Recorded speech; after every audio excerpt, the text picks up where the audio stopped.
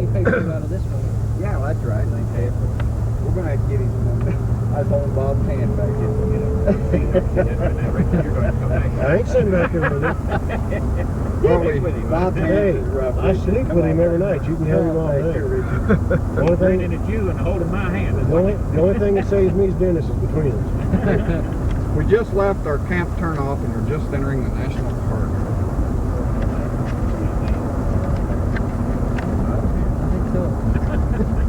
What was that? Well, they say that ain't me because they better know with my voice in it. There's nobody in there. Well, they'll get you on the other side if they get here. Close.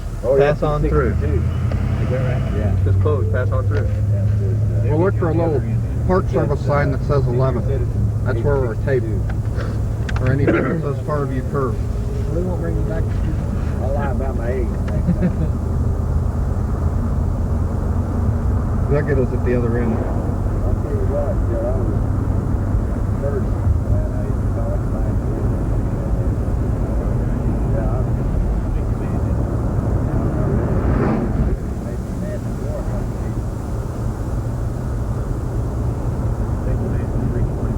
we used to go down there fishing. I had to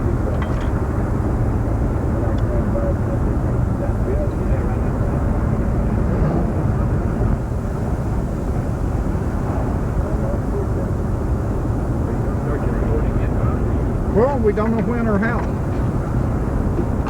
We're going to drive a little ways until we see a marker that says 11. Or something that looks like Farview Curve. I got a headache. That's all in his head. See there? Bud's got a headache. Well, here's Farview Curve. That's where we started, right there. Okay. We go up through this valley, we do some turnarounds, and we hit Farview Curve right here. Take a chip. That is where it started, wasn't it? 111, I think so. You got to stop that. No, I rewound it. Yeah. We'll listen to it one more time, make sure.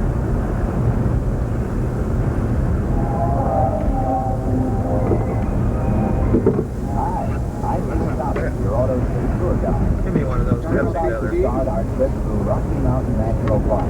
Yeah, that might still accidentally be a little cooler. Natural wonders. To get the most from your auto take tour, you should try to maintain a speed of around 30 miles an hour. Whenever you stop at a recommended viewpoint or any place where a panoramic scene or animal catches your Bobby, fancy, no, please hand me one of those paper towels back there. turned off. No, thank you. Resume driving along the tour path. In this way, you'll be sure that what your ears are hearing corresponds to what your eyes are seeing. At this time, we are headed for sign number 11, Farview Curve, where we'll start our tour. Bobby, isn't that picking up all that tape right now? Yeah. Or stops recommended. They're going to throw you off a These little marks bit. along the Well, road we by just stop numeral it when we find out the signs in the shovel shape we're of the at. National Park Service arrowhead You emblem. unplug your mic right now. It says we're headed towards Farview Curve, Are though. you ready for some historical and general information about this world-famous park? Oh, we can't wait. Okay, we'll start at the beginning. And they're right there.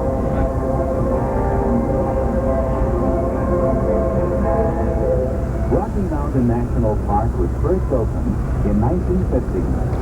Since then, its boundaries have been changed 4 times. It is now 30 miles long and from 15 to 24 miles wide. That, if my arithmetic is right, means 412 square miles of rugged gorges, flashing waterfalls, peaks and valleys sculpted by nature, and a fascinating variety of wild creatures that call this area home. As you probably figured out, Rocky Mountain National Park got its name from its location in the front range of the Rocky Mountains. If you care to count, you'll find that in this park there are 65 main peaks, all more than 10,000 feet high. 42 of them reach 12,000 feet towards the sky, and 18 rise to a height of 13,000 or more feet. Long's Peak, the king of them all, stretches mightily to a height of 14,255 feet. Even at the foot of these towering giants, The altitude is about 8,000 feet, the equivalent of 1.5 miles above sea level. You're going to have to let us know how that air is back there, more or less.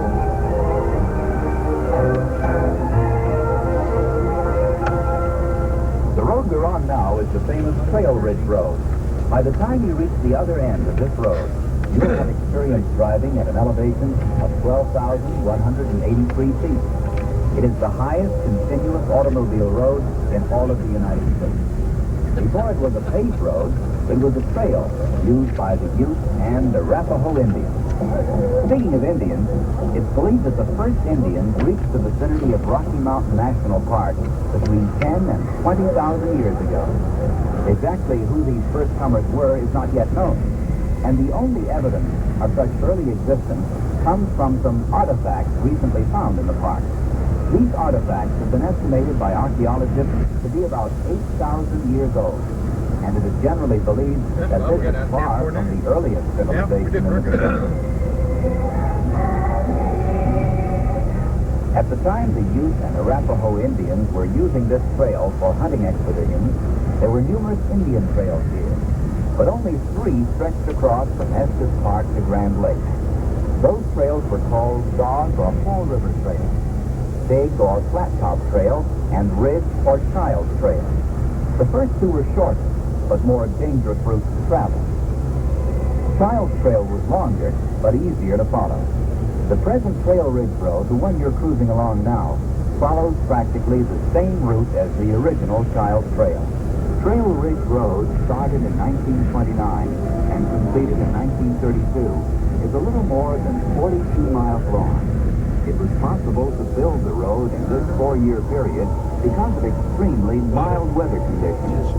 Its opening in 1932 was 1 year ahead of schedule.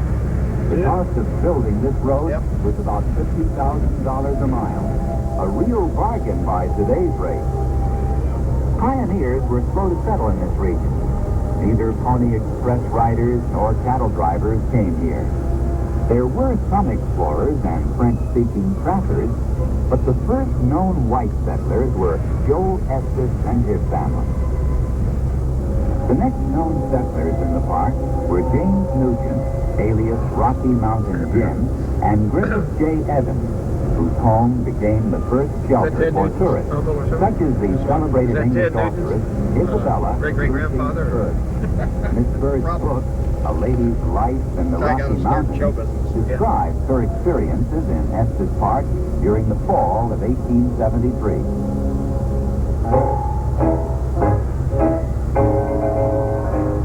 Sometime before December of 1873, when Miss Bird left the Rocky Mountains, a new figure made his appearance in the vicinity. An enterprising Irish nobleman, the Earl of Dunraven, saw a tremendous opportunity here. In some way, he linked up with Griffith Evans in a plot to secure as much land as possible in order to establish a European feudal system and become an American lord. 6 months after Miss Bird's departure, Griffith Evans shot James Nugent. The supposition is that Evans shot Nugent because the latter stood in the way of Dunraven gaining complete control of the area. Strong-willed and determined, the Earl dominated the lives and activities of the people in Estes Park for 2 decades. In 1874, he formed the Estes Park Company Limited and tried to cover up one of the most underhanded land swindles in the history of Colorado. Eventually, through bogus homestead claims and some purchases, Dunraven gained control of about 15,000 acres of land. The hostility of the permanent settlers who came to the park in 1874 and 75 caused them to formally contest Dunraven's claims, and over the years, they won their case. After Dunraven lost between $200,000 and $300,000, his company in 1907 sold the remainder of his holdings, 6,600 acres, to D.B. Sanborn and F.O. Stanley of Stanley Steamer fame. The plans of these men were as different from those of Dunraven as day is from night. These two British businessmen saw the existing No, raw what? natural beauty as a thing to No, be take mine. I can drink it preserved, anyway. and not Black, as a feudal white, domain indifferent. ravished for their own selfish needs. That's it. The actual establishment of Rocky Mountain National Park is historically linked with the efforts of one man, Venus A. Mills, Here you go, Dave. a famous naturalist. His enthusiasm, writings, and lectures laid the groundwork, which ultimately led to legislation in 1915 setting aside this outstanding area for use and enjoyment by people from all over the world. Small piece.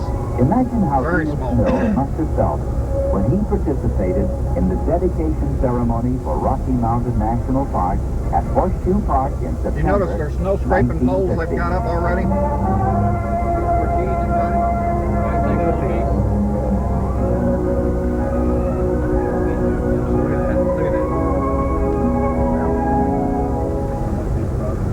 The blue stream to your left is the headwater branch of the Colorado River, and the valley into which it flows is the Kawanichi Valley.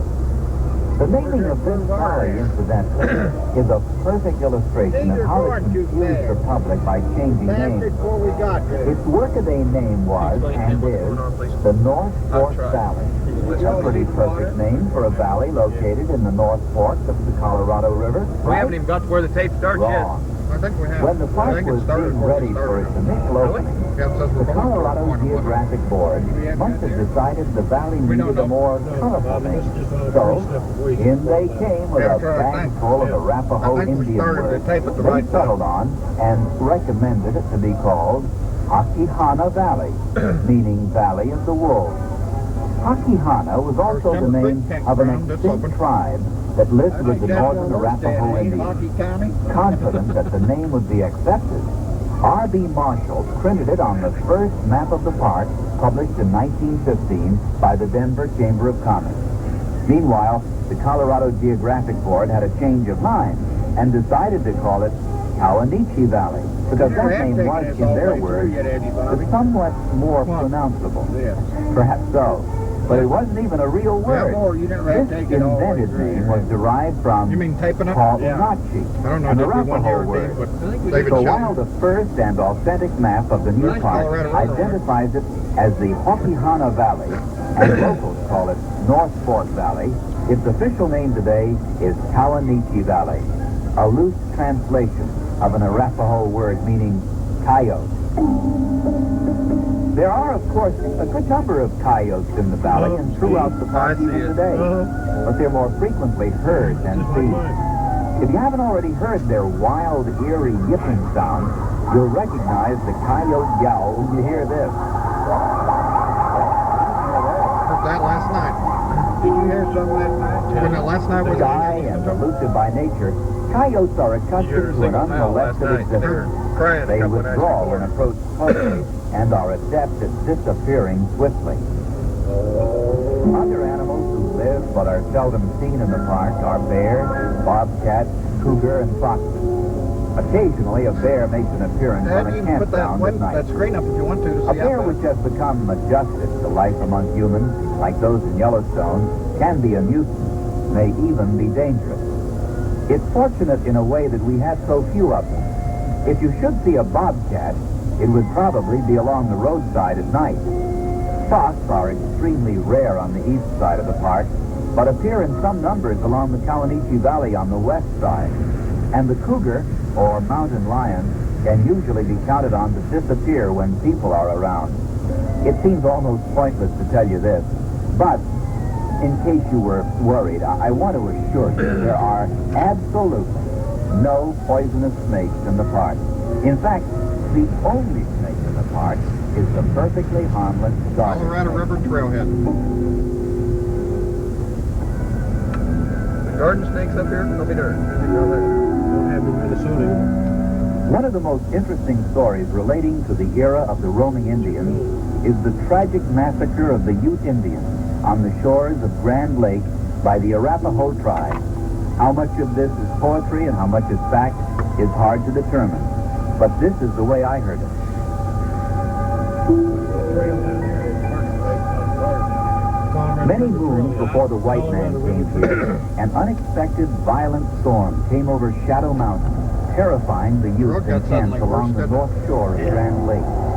Youth scouts, terrified by the awesome sight of blood-red clouds, abandoned their posts on Lookout Rock, crept back to camp, and joined the other braves and squaws huddled in fear, not knowing what to do about this strange, whipping storm. Suddenly, out of the unnatural darkness, for it was still afternoon, they heard a clear cry of the whippoorwill. The youth recognized it as the battle cry of marauding Cheyenne and Arapaho Indians, led by Chief Red Wolf, a warrior of great renown. Unprepared for this onslaught, the squaws hurriedly poled out to the middle of the lake with their papooses, while the braves fought nobly in the drenching rain, led by their chief, Chickawaw.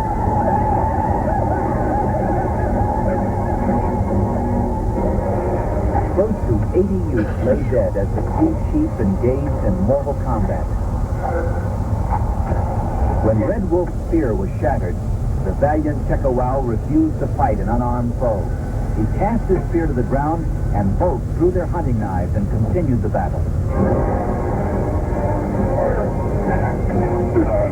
Both braves were covered with blood when Chief Checkawau's blade pierced Red Wolf's heart. But too weakened to last longer, Checkawaw also fell, dying alongside the foe he'd just slain. At that moment, a treacherous wind tore across the lake, screaming as it overturned the raft and sent helpless youth, squaws, and papooses to the bottom of the lake. As the victorious Arapahoes withdrew after the slaughter to lick their wounds, getting into the area a youth Betty likes runner so well. sped home to summon another band of youth. They rushed to the lake, viewed the carnage, and pursued the Arapaho up Trail Ridge, finally killing their new leader, Chief Black Wolf, and all his braves. Chief Checkawau's death was avenged, but the sorrow for the loss of their women and children could not give the sad youth the feeling of happiness from their victory. They returned to Grand Lake quietly to bury their dead, and thereafter avoided Grand Lake, calling it Spirit Lake, because to them it is haunted by the souls of the dead. One summer morning, not long ago, I was standing at the lake, and as the sun reached the eastern shore, a chill went through me as I saw the spirit-like vapors rise into the air. You go there on an early summer morning, and perhaps you too will call it Spirit Lake after that.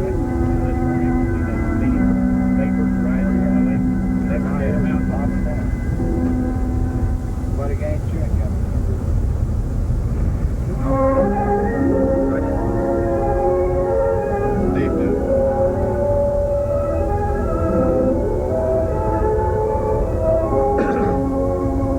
About this time, on your left, we should be looking at the Never Summer Mountains. The Never Summer Mountains were not in the original boundaries of the park. The Arapaho Indians called the serrated range Nichibi Chiyu. Its literal translation is, never no summer. The United States Geological Survey thought the Indian word too difficult for Americans to pronounce and found the double negative translation into English offensive. So, they settled on Never Summer Mountain instead of Never No Summer Mountain. Frankly, I don't see no difference.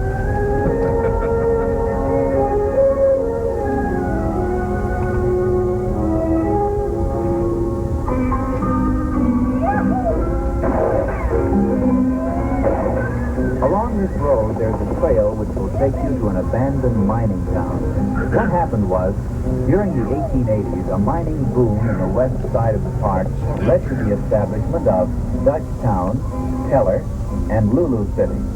From the outset, there was controversy about which girl was so popular that a whole city was named after her. Some old-timers contend it was the daughter of Benjamin Franklin Burnett, one of the founders of Lulu City. Others insist it was Lulu Stewart, daughter of a local mailman. This has never been settled, and in fact the argument outlasted the city. Today there's very little left of Lulu City. A few foundations, a couple of buildings, that's about all. Except maybe some mighty good fishing in that area. What you talking about?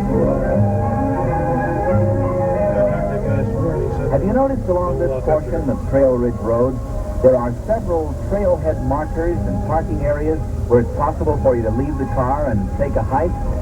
Actually, you miss much of the inspirational beauty of Rocky Mountain National Park if your sightseeing is confined to those parts of the park reachable only by car. Looking at the park from a paved road is a one-dimensional experience compared to what you feel when you go inland and put yourself in the midst of all this rustic, pristine beauty.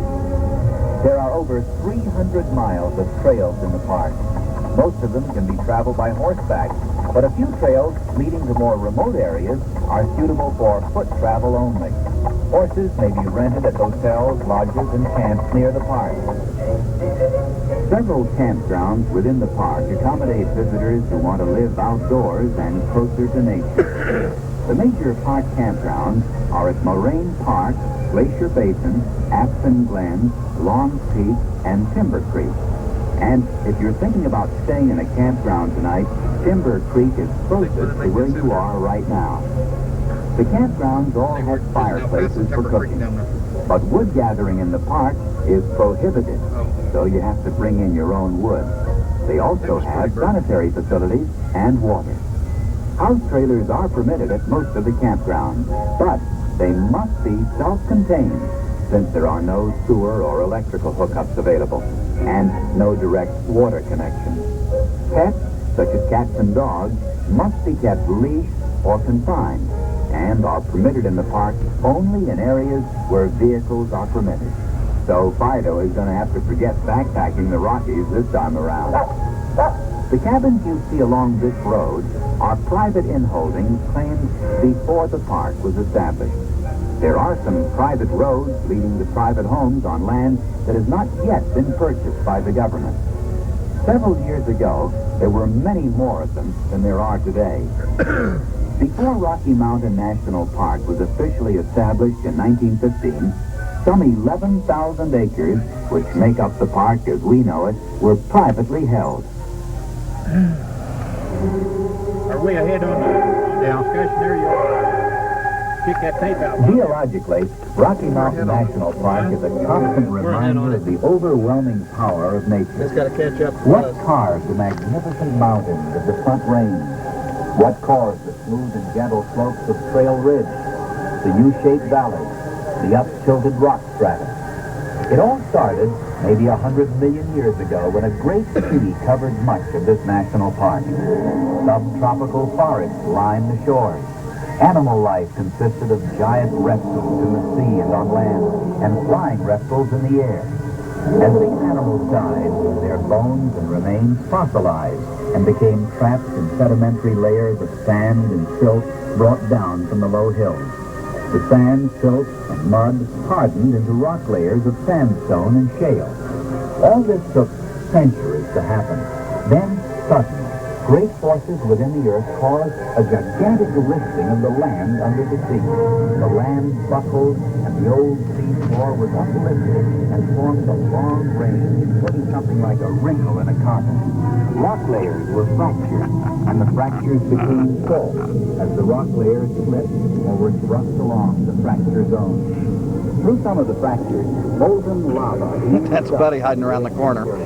...formed lavas on the surface and granite beneath the surface. All this, over a period of millions of years, was the beginning of the Front Range. What big eyes you have, Grandpa.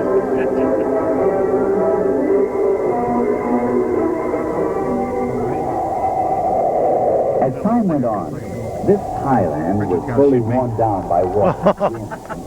This one, Bobby wants me to shoot him, but he doesn't show up. Wait a minute, there we will. That's a bird bird that's taking our picture. Exposing the more ancient crystalline rock. The This is some fancy camera work, I'll say that for sure. Continued erosion. The surface of these mountains was slowly reduced to a rolling upland. 112. The gentle slope you will find at the top of Trail Ridge is a remnant of this erosional phase. Would you trust these But at the end of the Mesozoic era and continuing into the Cenozoic, some 40 you know how we all feel, years ago, another series of uplifts raised the eroding mountain range, giving the trees renewed vigor and allowing them to carve deeper and sharper valleys.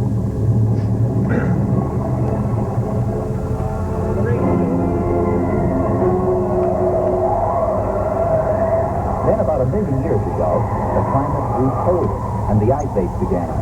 Giant snowdrifts compacted into ice, forming glaciers of tremendous size. The slow, ponderous down-valley movement of the glaciers holding tons of rock debris in their masses of ice. Get a shot where I can shoot that valley.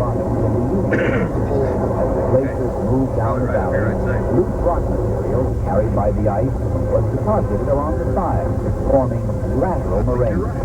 At the ends of the glaciers, ice-carried rocks were dumped to form terminal moraines. As we've already seen and will continue to see, there are many excellent examples of moraines in the park.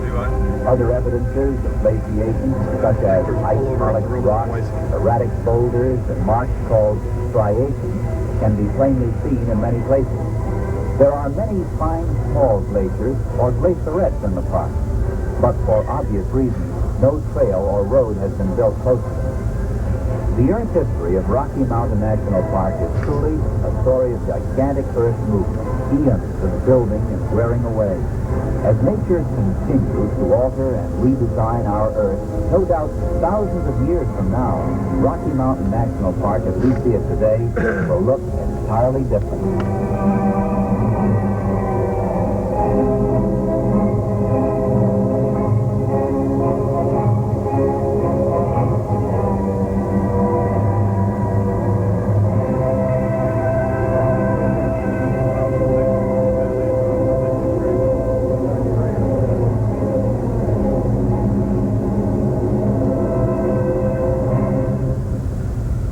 Farview curve.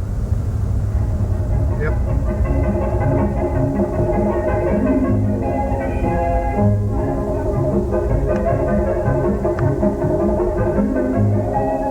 Do I need to stop this thing? At our first auto tour stop, Farview Curve, we're almost certain to see some of the park's wildlife.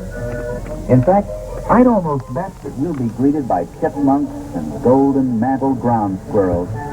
Both rodents, as well as some members of the crow family, are notorious little beggars. Chipmunks and ground squirrels are hard to tell apart.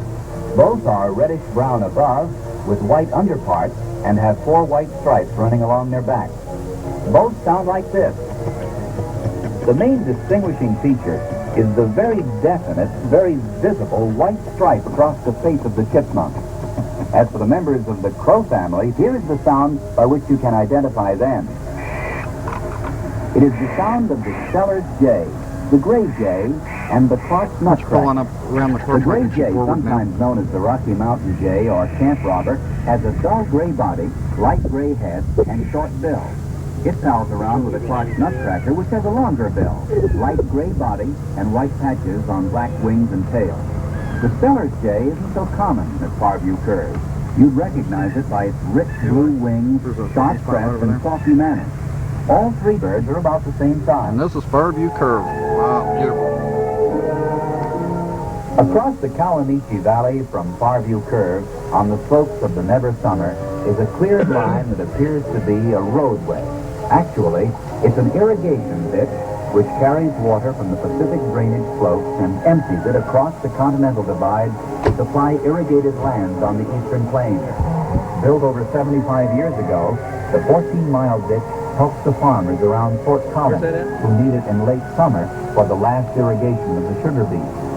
Ditches like the Grand Ditch have turned what Major Stephen H. Long once called the Great American Desert into the Sugar Bowl of America. We're getting to Farview Curve now, so please turn me off till we leave. Y'all want to get out here or just cruise on down the road? Okay. Well, why don't you do it on camera, we can see it on the screen.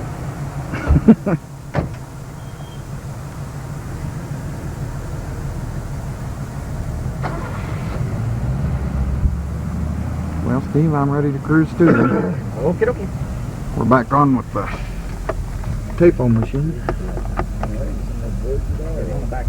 Yeah, I see.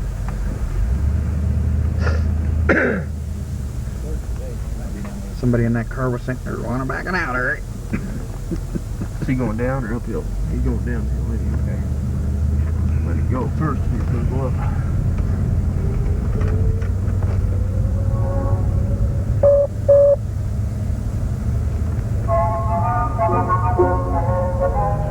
Well, I bet them two guys at camp would like that music.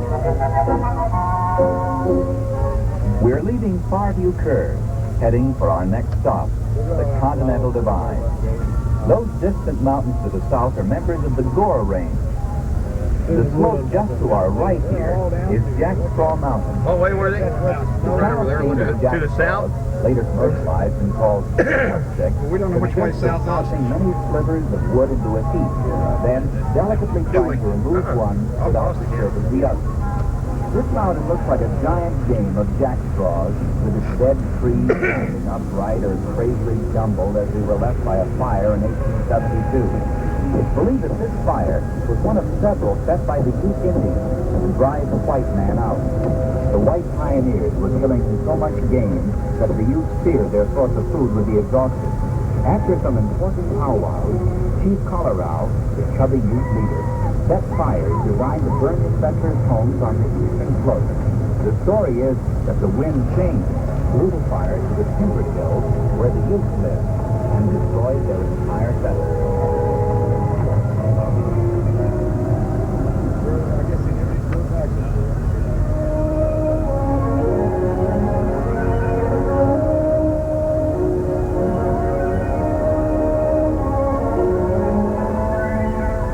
As we get closer to the Continental Divide, one of you is likely to ask aloud or to yourself, just what is the Continental Divide? What is the Continental It's not as complicated to understand as many textbooks make out. The Continental Divide separates... That's where you can pass in the Atlantic and the Pacific at the same time. If a drop of water falls to the west side of the Great Divide, it will eventually find its way to the Pacific. If another drop falls right next to it, but is on the east side of the divide, it will become part of the Atlantic. Well, The Great Divide runs from and one little drop of water almost landed just Cape right. Horn. It could be split, When we right? get to Milner Pass, stop sign number 10, you'll see the Cache La Poudre River. At Milner Pass, it drains into the Platte, which joins the Missouri, flows into the Mississippi, and finally finds its way to the Gulf of Mexico, a part of the Atlantic Ocean.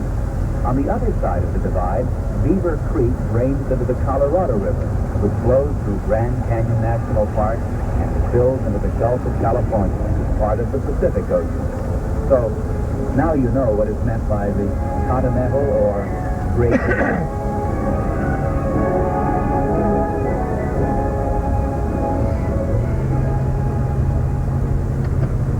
The Gore Mountain Range, which I mentioned before, see it far south there, was named after an Irish baronet, Sir H. George Gore. A wealthy eccentric, he hired the fabulous and legendary Jim Bridger to be his guide when he came to the Rockies in the 1880s. Bridger, one of the finest guides and scouts in the West, is probably best remembered for his affinity for Even down in old drive, like, stories. pretty well keep it on 30 if I want to. Think we'll have enough gas? Embroidered with I don't know. Although Running it's low. generally known that Bridger, About half tank already. 6'4" powerhouse, Had half fought tank bears barehanded, there is some doubt that for 4 days, in sub-zero weather, he lived in the wilderness, You in can the figure out you mountains, gotta do this. while Have enough gas to get up this through side. Indians. Yeah. You don't need it, you get down the Bridger, other no doubt, side. is one of the Westerners who spread some of the wildly delightful stories about his Irish nobleman employer. All you gotta do is open We the brakes don't and know how going much down the of other this is side. true, but here's what we heard. The baronet's entourage numbered 40. His equipment included what today we call a camper, a bedroom built into a wagon. Each day, his personal valet supervised the bucket brigade as they filled Gore's portable bathtub. When the Irish sportsman was too lazy to mount a horse and wanted to shoot, he'd send his retinue to herd the game toward his tent door, where he would shoot without riding. Stop here for a minute. It has been said that Gore slaughtered so much game This is, that the animal population in the Gore Fondue Range Lake. has never returned to normal. Fondue Lake Like here. many stories told by or about the Irish, Sir George Gore Isn't that what it stories may said? not be entirely true, but they certainly are colorful, dramatic, and interesting. Boat drag. That is correct. We should just be getting to our next stop, sign number 10. So turn me off now, and turn me on again when we leave the parking area. We'll just leave it going. What they doing right after 30 though? Well, we were just a few seconds off.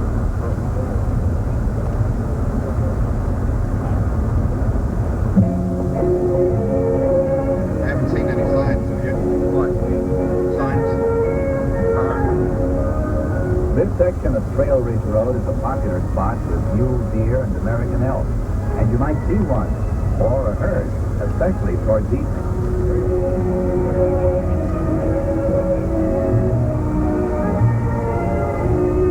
Building the wall.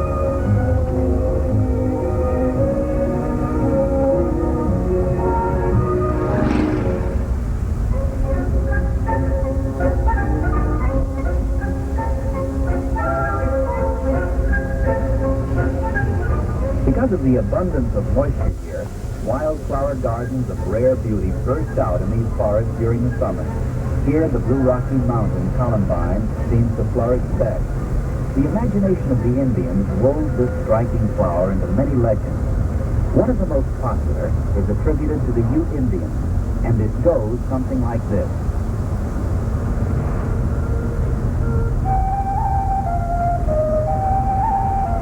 A stern but great leader, Chief White Snow, showed affection only for one papoose, Broad Brown. His little girl papoose, Blue Flower, and his faithful squaw never received a smile. One day, little Broad Brow was stolen by the daring Sioux, and despite prolonged efforts, was never recovered. The kidnapping of Broad Brow caused Chief White Snow to become more cruelly stern to his squaw and Blue Flower. His uncomplaining squaw died when Blue Flower was only 6 years old. Suddenly, Chief White Snow seemed to realize for the first time that he'd never given the affection and kind words so greatly needed by his family. His disposition changed. He grew affectionate, and he lavished Blue Flower with his love. He abandoned long hunts and war so that he might be near the little girl. At 12, Blue Flower was a sweet, lovely young maiden. That spring, great snows fell, and many of Chief White Snow's tribe died. Neither sacrifices nor solemn songs led Manitow, their god, to stay the sweep of death. The chief aged with care. Night and day he prayed, "O Manitow, take not my little Blue Flower from me." But death continued to plague the tribe. In desperation, Chief White Snow tried to escape and save his daughter's life by leaving his valley. They started across the high San Juan Mountains, hoping to find a warm, healthy valley on the other side. Just before reaching timberline, a fierce snowstorm overwhelmed them. For hours, snow piled down on them. When the storm subsided, everything was deeply buried, and the mountains were hidden in white. The next summer, some passing Indians saw a strange but beautiful white and blue flower growing in the moist earth by a snowbank. The blue and white Rocky Mountain columbine. And so the legend ends. Typically Indian, the story has no moral, just magic.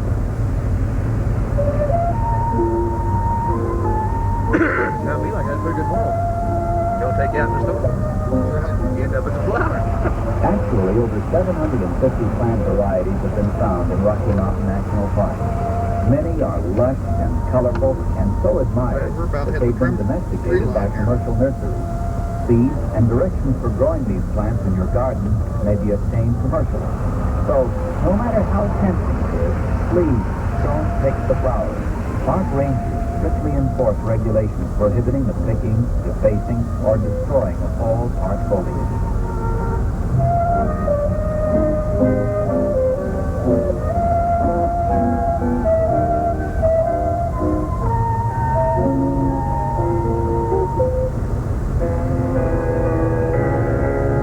Mountain looming up in the west there was once called by the Arapaho Indians the mountain that smokes.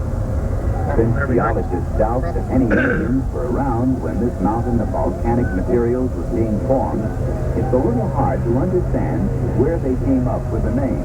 But its appearance today testifies geologically to its volcanic origin. Specimen Mountain was formed by layers and layers of erupting volcanic ash, slag, lava, mudslug, breccia, and pumice, all of which came from an active and very powerful volcano located somewhere to the west. Its name, Specimen Mountain, appears on an 1882 township map.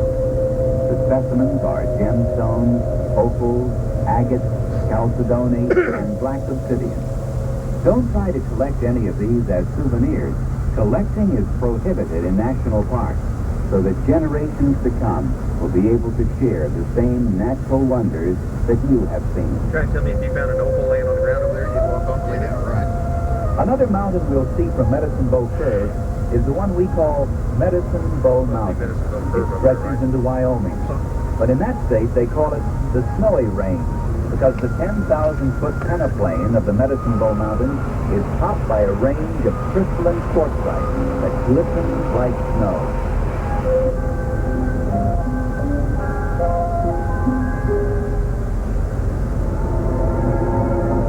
In a few minutes, we'll reach That is Timberline, the Medicine Bow line Curve. of trees. We're just a This hair is ahead a of the place tape where speed. trees and the elements, wind, Yeah. rain, snow, and Is that cold the one that glistens like snow over there, or is that snow on that one? provider. Hear me? The elements Just all hair ahead of the together. tape. You'll recognize Timberline by the battle-scarred trees. Dwarfed and soul-torn, the trees on the fringe give way to the treeless expansion of tundra, the flower-rich meadowland which grows above the limit of trees. At an altitude of about 11,000 feet, the rigorous tundra climate is similar to that of northern Alaska or Siberia. As mentioned before, severe weather conditions can be expected along Trail Ridge any time during the year. It's not uncommon to have a blizzard here in the summer, and There you go, because Bob. of the ever-present wind, the chill Get a good shot factor of the up sun. here can be equivalent to Dangerous midwinter at snow the same trails time ahead for the your safety. temperatures out in Keep Estes slow Park away from is in the 80s. Oddly, there are times when weather conditions below are nasty, while up here it is beautiful. Oh, watch your camera. Sometimes, when we're driving this 11-mile stretch that runs through tundra country, we are actually driving above the clouds. That's beautiful right through there. You Let me can slow turn down. the off You're now. You're off, buddy. We'll turn it back on and see where we're supposed to turn it on at, did he say? It just beep as soon as we leave up here.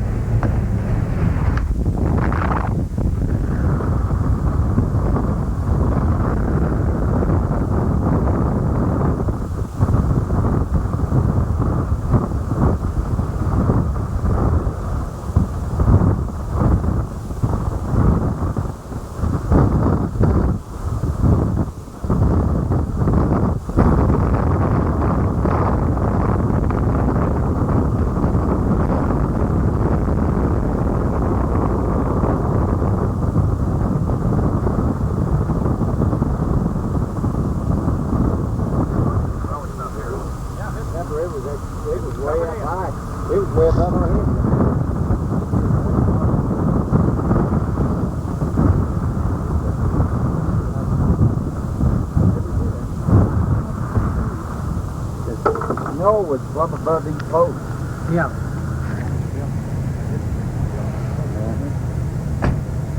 They're building. I wonder if the roof building.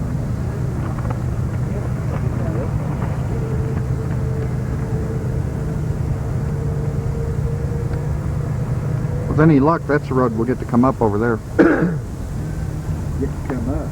Drive up. Fall River Road. Mm-hmm. That one there? Mm-hmm. You'll love it, buddy. It's great. That's a lot of joy. It's a long walk back. Inside the visitor center.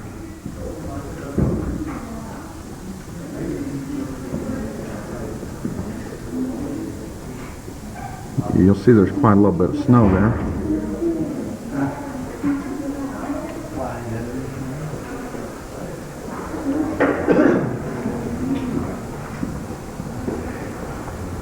You can get a shot of some cars coming up the road. We're going to be coming up pretty soon, Bobby, if you turn on around it right now.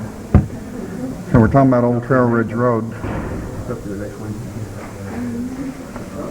We'll come up this later today.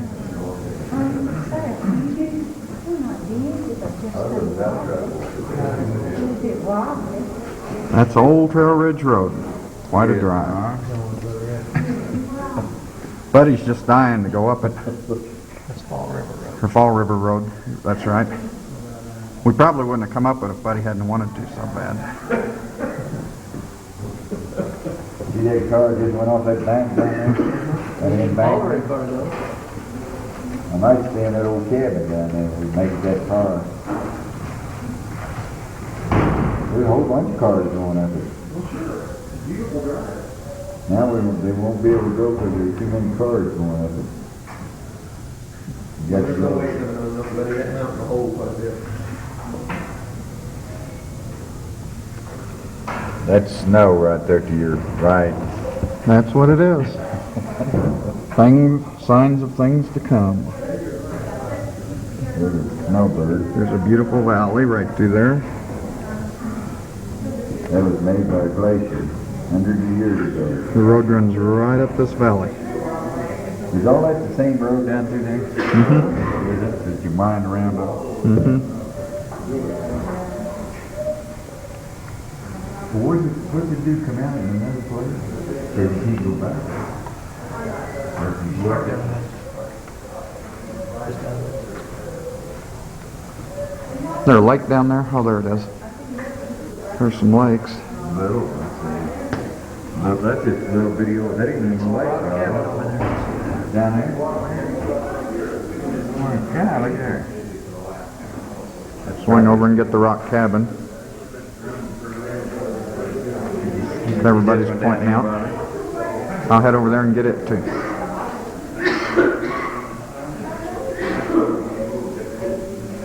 Oh, really? Coming right here, huh? That's coming back.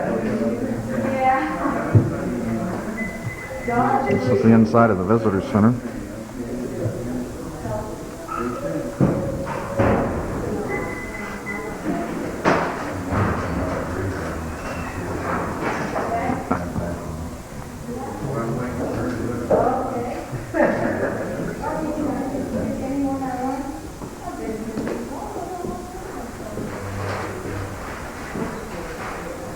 Boy, that's not good.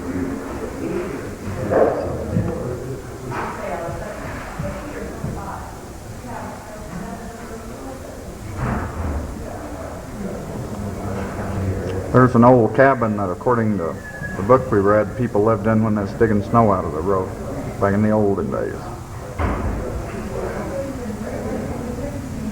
And I'll be shutting you off here shortly, going back down the other side of the mountain. Give you one last swing around. One last look at the valley.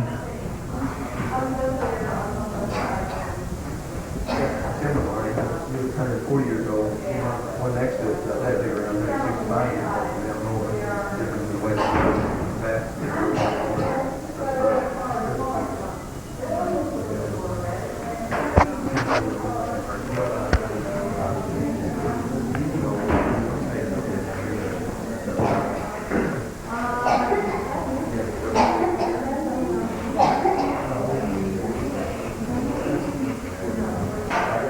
Tundra, land of no trees.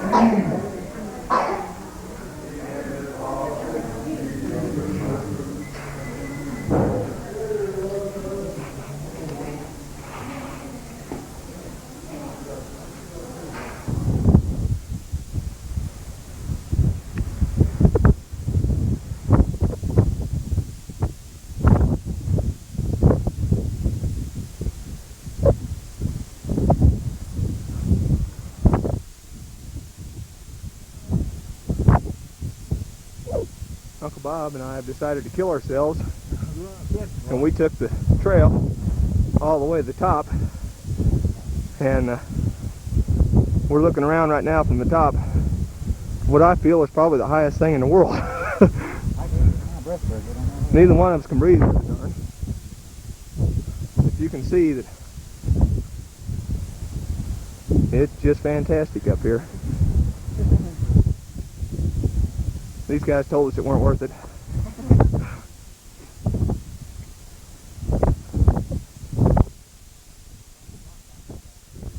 Over the wind noise or not, there's the road we'll be coming up pretty soon again from a different angle.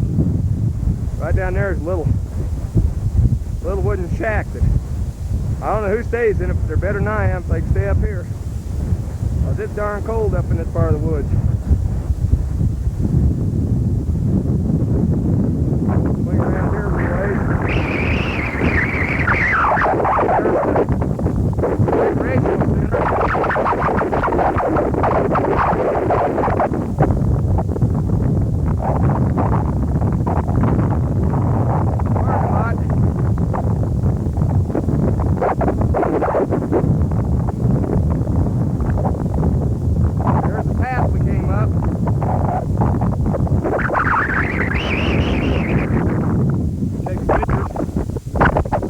Below. We both about got our breath back now, we can breathe again. Hey, record. No, I've got it. I'm in our cassette tape. Oh. I keep turning that off. Do you need to turn it over? I don't know. Yeah. No, that's not. At our next stop, Fall River Pass, sign number 8, we will be approximately at the midway point on the Trail Ridge Road, and we'll be getting deep into tundra country. You really should spend some time in the Alpine Visitor Center at Fall River I think I Pass. got some real good shots. There you'll see some alpine tundra displays that can't be seen in any other museum in the How'd we do world. that? We turned it off when he At told Fall us to. River Pass, you'll also I think find we the gift down shop, there, cafeteria, turn and away. restrooms. Let's turn it off.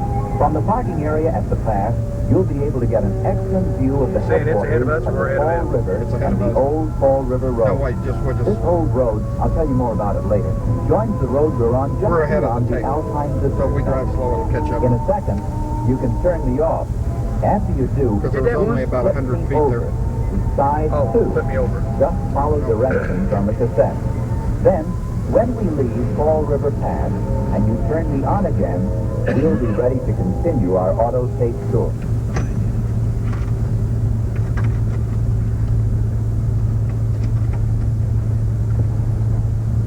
Here it greets the traveler with shrill shrieks as it luxuriates in the sun. We're caught up again. Look at that. Isn't that beautiful?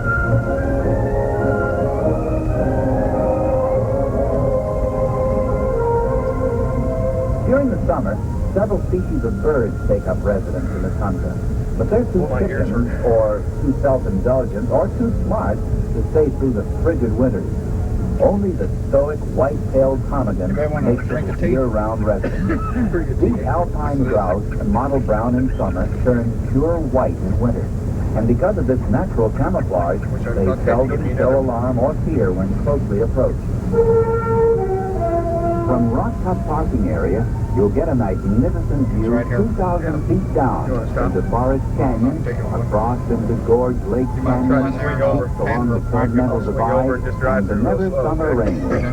The Never Summer Range was named by the stopped up here, I'm gonna get Indians a look at her. because it's never free of snow.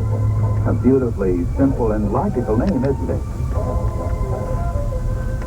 Enjoy yourselves. If you'll pull up in here, I'm I'll going to fan rest it my once. throat for a little.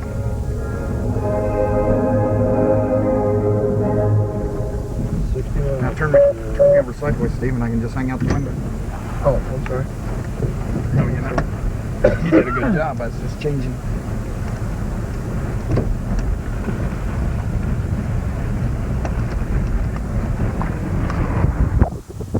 Got a little panoramic pen in here, as you'll hear, the wind's not blowing at all.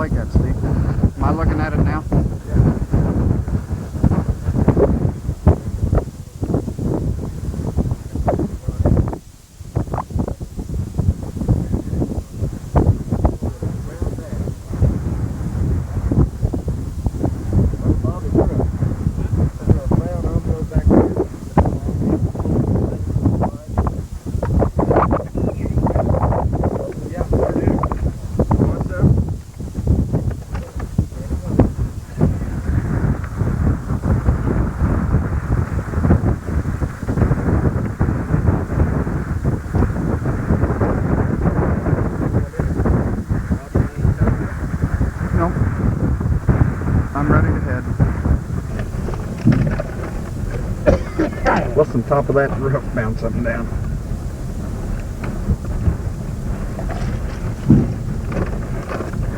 Is Buddy still asleep? It'd be better off if he sleeps all the way over the hillside. Yeah, he'll like it better. Yeah.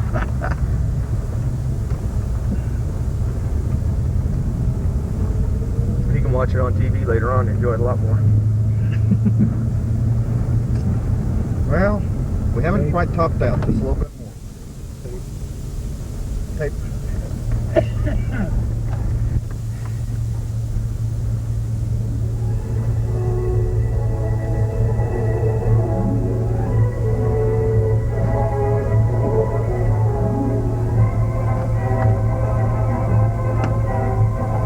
Gotta shoot down this hill. As we're leaving Rock Cut, notice again how this road cuts through some weird rocks.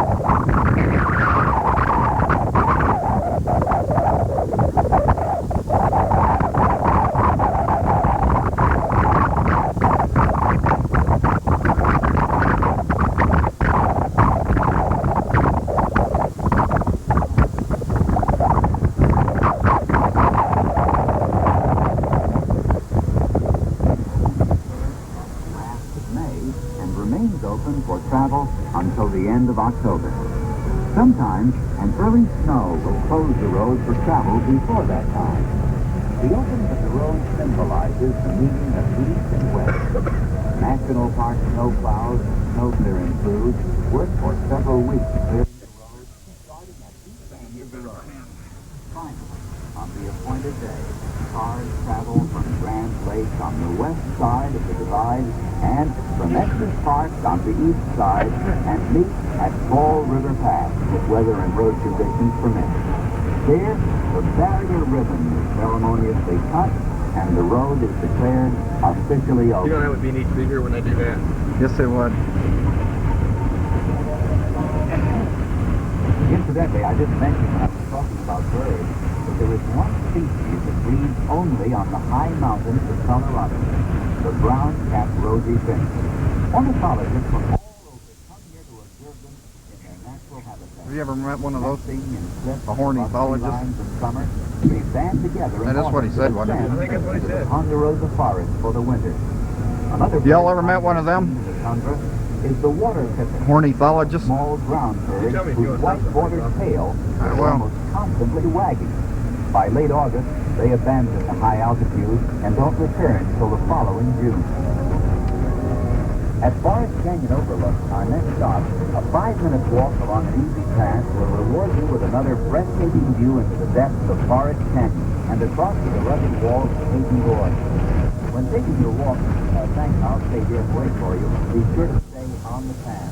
Tundra areas are fragile and may be permanently damaged by being walked on. It takes several hundred years to achieve the growth you see here, so do be careful. Meet you back here in a little while. Did we miss this spot or something? No, I think this is the pass right here. Oh. We're going on, right? Yeah, we're not stopping. Okay. Is there? I never have seen one of their numbers he's talking Me about. Have neither. you? Yeah, I did. There's a 60 on that post. As we ride along, feeling like we're on top of the world, you can look about you and see the park's boundary. With a multitude of imposing peaks Look how mounted far you high can to the see. popular court here. It was Paul Look, you can see Cazot, Kansas City mountain from here. climber and guide emeritus of the Teton country, who once wrote, "There are old climbers world and of there are Thunderbolt. bold climbers, but there are no old bold climbers." With this simple philosophy, the National Park Service urges all climbing enthusiasts to observe all the safety rules of the park and to call on them for information regarding the best and safest routes.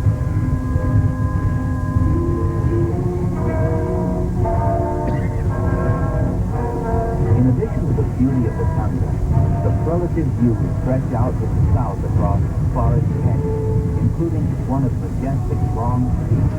The naming of this peak is an important first in the park's history. In 1819, President Monroe sent Major Stephen H. Long to explore the boundaries of the Louisiana Purchase. Major Long entered Headed down, aren't we? Colorado in the spring of 1820. While camping near modern Greeley, he sighted the Great Peak, members of the party named it Long Peak in honor of their leader, and it became the first park feature to be named or written about.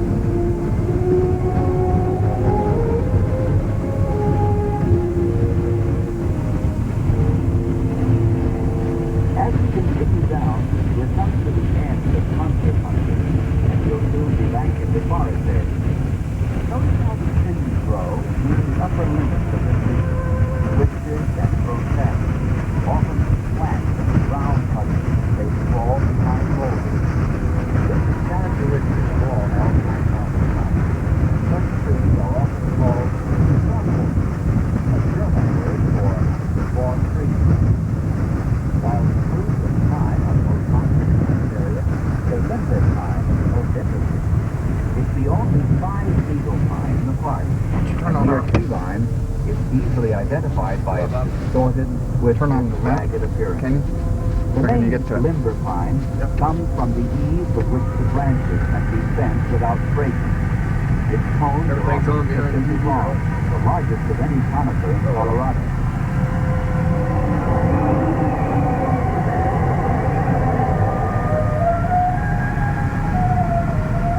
For visual proof of how destructive wind can be, look over the trees along the ridge to the right. In this region of the park, high velocity winds, 50 to 70 miles an hour, occur all year. Don't get nervous. Summer velocities are more commonly between 15 to 30, so it's not very likely you'll be blown away. Notice how the trees in an exposed location. I think we must be way behind on the tape. We can turn it off till we hit the trees, I think. Don't you? Yep.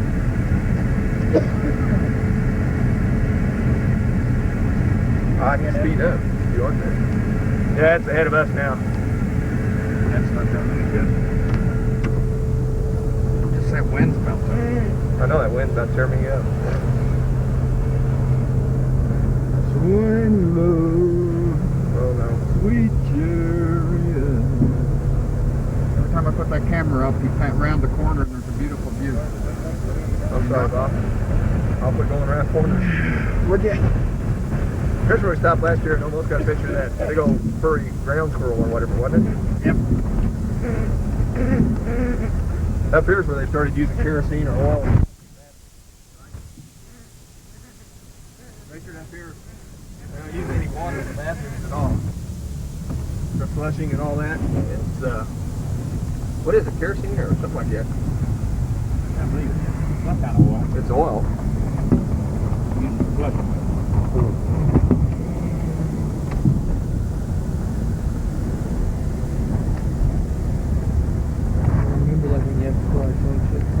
Yeah. Don't be smoking and going to the bathroom.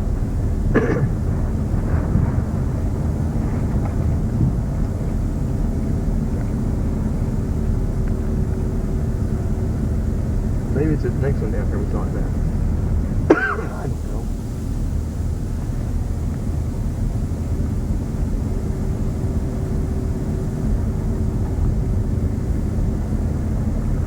Grass is tundra. I'll tell you what, to have kept up this tape, I'd had to go a lot faster than 30 miles an hour from when we left that recreation center to get to that tree line as quick as he did. I've been doing the flat flying up through here. Guess because let Richard drive. We made it. That tape's kind of hard to keep track of anyway. They need to give you more landmarks more often. Maybe we ought to make our own.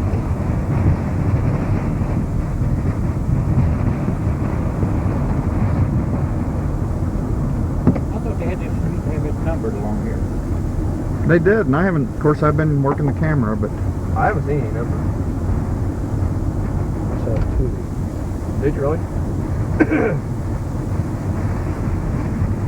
Probably kind of watching the road when we get around there. Richard, you couldn't have. We haven't got to 2 yet.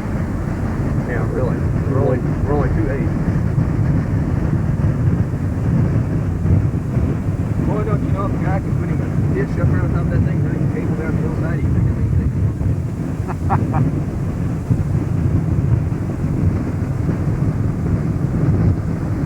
Beautiful valley.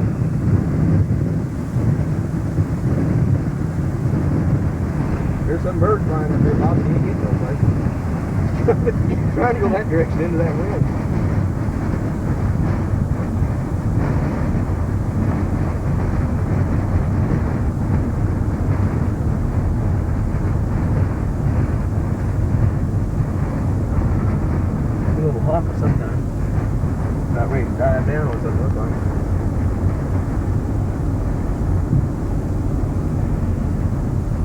state maintenance trucks at work.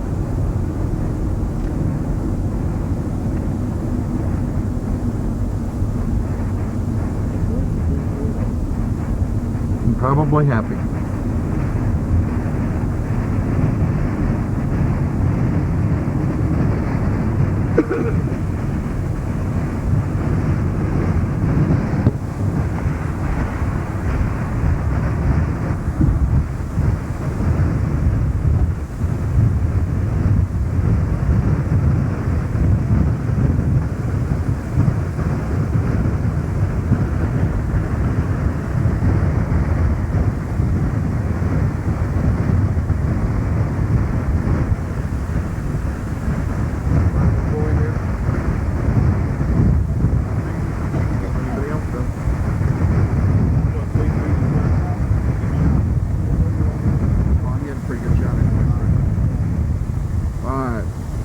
Thing back on there and see what happens. Killed by fierce winds. These trees are known in alpine climates as banner trees. The wind, by I know why you ashing out the swept through here. softwood, also gives the dead tree trunks along the road their weird appearance. We did. Actually, the other reason was that big Winnebago was been pushing me down the hillside and I didn't want to stay in front Where of it. trees Oh, really? are sheltered, Yeah. they You grow in can their tell his normal brakes shape. were Protection working, from the elements is important for survival up here. At Ghost Forest in Hanging Valley, we have a vivid example of another great destroyer of trees, fire. Once, Wanna this make was it- a living forest, It's gravity that's but doing a this, fire okay? which I'm not swept the pushing on the country gas over pedal. 50 Just let years this take ago, off. reduced us it ready. to a graveyard of wind, white, Well, that's what I'm telling you and though. You act like you wouldn't know what you were Clogging waking of up. this I'm just kind saying. is tragic I haven't waste. had to. I can't think of a I haven't better had time to van in remind years you with of a brother Smokey the Love. Bear's ABCs Really? of That'd be good on gas. A. Always hold matches till cold. Then pinch it to make sure. B. Be sure to drown all campfires. Then stir and drown again. C. Crush out your cigarette, cigar, pipe ashes. Use the ashtray of your car when you're in forest country. Remember that only you can prevent forest fires. Yep. Just ahead is Rainbow Curve, line number 4. When the clouds are right, this might... When we get to 4, we'll know. We'll know where we're at anyway. Yep. In case you can't tell watching this on TV, I'm looking straight down. I mean, a long way. See, we're just now getting to the tree line. Yeah, I'd have been doing 55 mile an hour to keep up this tape. I don't know if I can do that on some of these curves. Might make me a little nervous.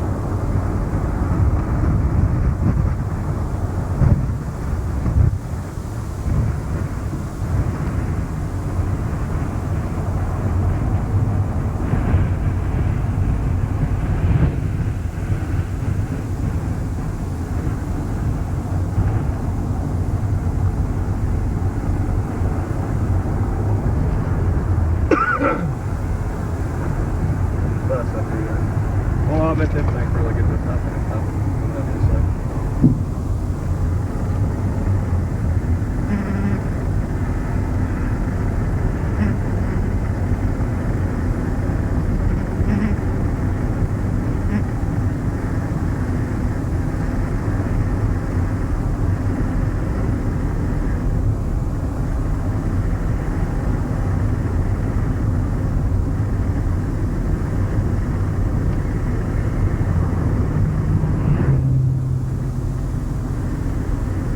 Knox Church. I wonder if that's like John Knox Village. I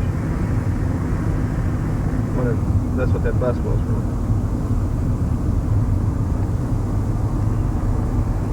Don't everybody answer at once. I doubt it. Well, at least it was an answer. Whether it was one you wanted or not, right? These trees, all the branches go one direction, just like Kansas. This is where he was talking about the 70-mile-an-hour winds a little earlier. Look down through that valley. Good gosh. Why can't I put that little car up off the road? That's silly. He's up in there where he ain't supposed to be.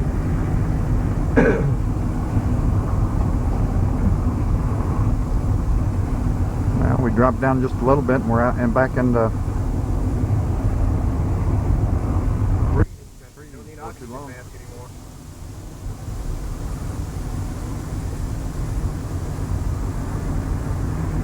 Here's a guy soaking it all up. I mean, he just can't believe the natural beauty.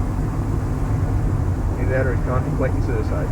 either that or he's got to take a leak. Can't wait for Looking for a place to do it.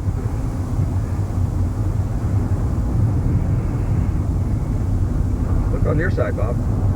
Oh, wow. Not bad. Watch out. That was going to blow your mind. Hit a few rocks.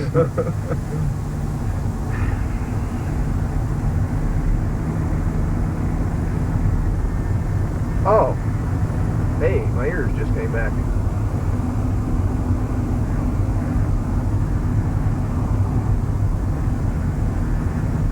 We paid good money to do this. You're all getting to watch it for free. Is that right? That's right. I've been trying to stay off of them.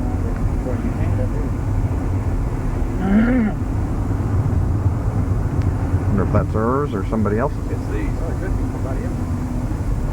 That's why I've been trying to slow way down and then let it pick back up. But I hate to drive in low gear all the way down this hillside. Guess I could do that. If you can get there. Well, I'm there. It ain't gonna slow it down now, but I'm in no hurry. I'm on my way to where? Can you zoom in on that sticker in the back of his truck and see what it says? I'm gonna pull over to the parking area and let the brakes cool. Can't read it. They're really getting hot. Do what? Pull over to number 4 and we'll shoot some scenery. Oh, definitely. Shoot some scenery. I'll pull you right into the scenery here, Bob. God's natural. Bobby, this thing died. It's extremely hard to... You're definitely going to be picking up some wind in this.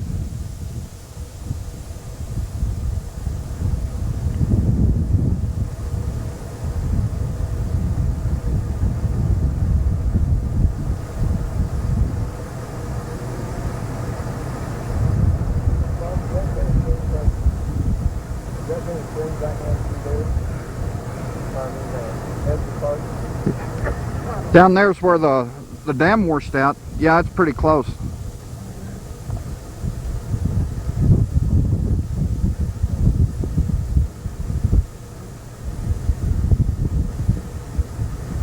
Right down there's where the dam washed out. Went across the road. The dam was right up in there.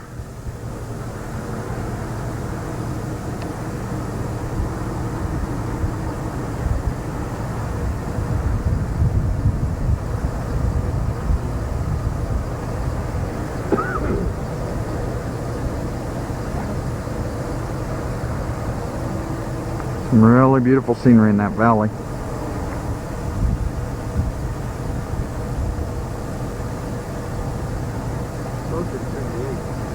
That's where we're going down there.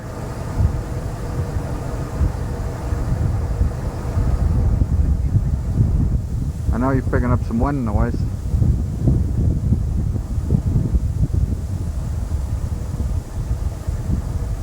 And there's where the road's circling around there.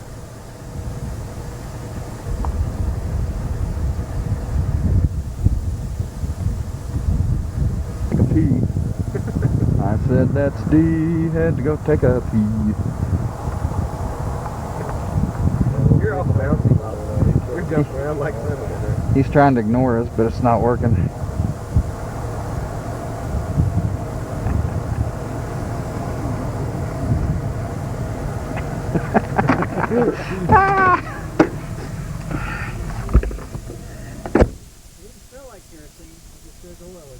Did it smell like shit? No. Poop, I'm sorry. Bob, what are you turning that thing for? What's it tighten? Tightening that screw up my camera, Steve. I thought this did that. Oh, that tightens it down onto it. Oh. Well, no wonder I never worked that thing right. What do you think? Try it a while again? Oh, yeah. There's plenty of places to stop every now and then if the brakes get to hurting. I think they're okay. I don't know, they's getting hot. Ooh, God. Let me get out of here before the dogs get out. A couple of real barfers there. Really? They're from Colorado, too. They wouldn't let them go anywhere else. Sure wouldn't let them into Missouri, I know that much. Well, if I ain't anything to say about it. Got a car coming. I try not to get in front of anybody. Kind of hard to do up here, but In this area, I don't think anybody cares. I think they're all sightseeing. one of them dogs is wearing a dress, too, Bob. That even made it worse. When can we turn the noise back on? Oh yeah, now we're... Spot for seeing some of the most hauntingly beautiful rainbows you'll ever see. So slow down, stop, turn me off, and look for the rainbow.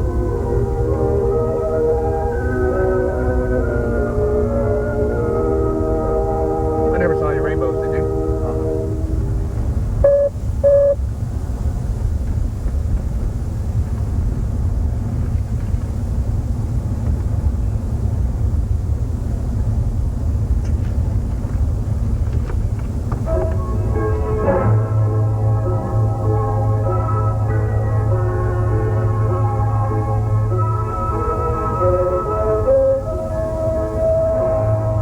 The rocks piled up on the ridge to our right look so much like gravestones to some people that it was named Tombstone Ridge.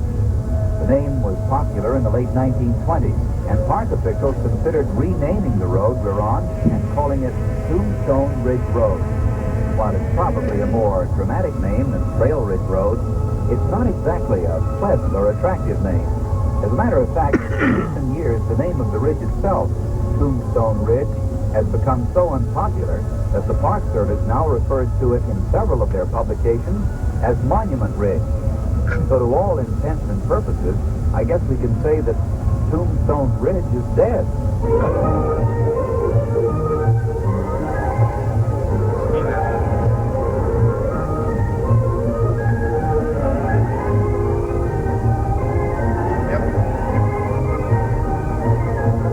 As we approach Upper Hidden Valley, you'll see the terminal building for the T-Bar lift, which leads near to the top of the ridge of the Big Drift. Ski trails lead down from Upper Hidden Valley, making it possible to ski from the Big Drift all the way down to the lodge. Notice wind is More than getting lower as we go down into these 1,600 streets. feet below us here. Upper Hidden Valley and its Big Drift is considered by ski enthusiasts as one of the finest ski areas of the Front Range. Tows, shuttles, rental shops close down in the middle of April, but skiing continues through May on the Big Drift when the slopes are accessible by car. Try to pick up speed here to get along with the skiing. From mid-December to mid-April, Hidden Valley is a popular place for families. 5 days a week, Wednesday through Sunday, there's ice skating, ladder sliding, and snowshoeing for everyone in Lower Hidden Valley.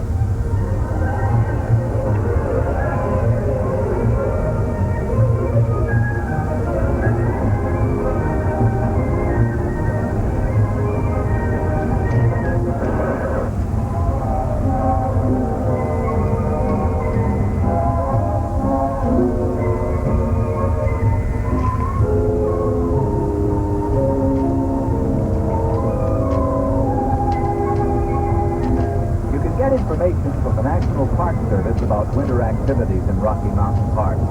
In fact, while you're here, you really should get to know more about the interpretive programs available to you.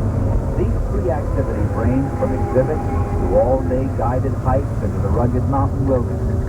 Other activities you may enjoy are campfire talks given by ranger naturalists at various campgrounds in the park, short nature and wildlife walks, auto caravans in the alpine region, and photography trips into the wilderness. Bulletin boards throughout the park, you've probably seen some by now, tell you where, when, and what's going on.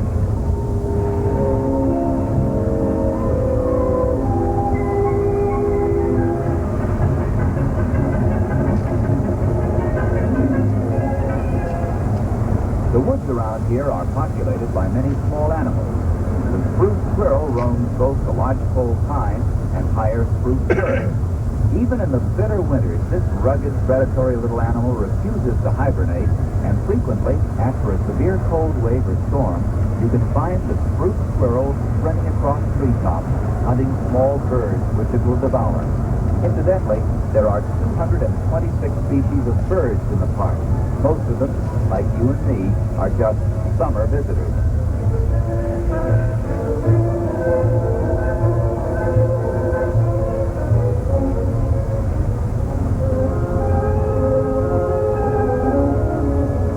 Look over to your left.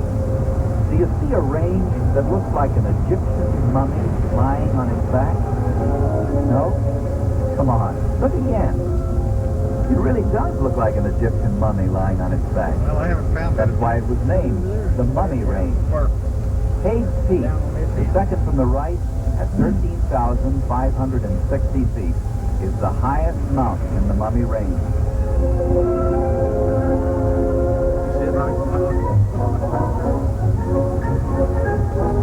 Got no imagination. I guess that must be it. Did you know? No, how would you? However, that looks like some girl been over right over in was front built of us. primarily for use in this region. Freeman O. Stanley, one of the inventor brothers, owned the Stanley Hotel. He used his automobile to bring his guess we guests just from imagined the railroad different than other station people. and nearby Lyons, and to take them on sightseeing trips along the foothills of this park. Stanley's fleet of automobiles were equipped with telephones, which could be attached at any point to the telephone lines in the vicinity. This was a valuable gimmick to have in case of breakdown. Mr. Stanley had one outstanding idiosyncrasy, particularly strange for a man who invented and presumably believed in his own automobile. He refused to drive backwards. To avoid it, he installed a turntable in the garage of his Estes Park home. Wonder what Dr. Floyd would have made of that.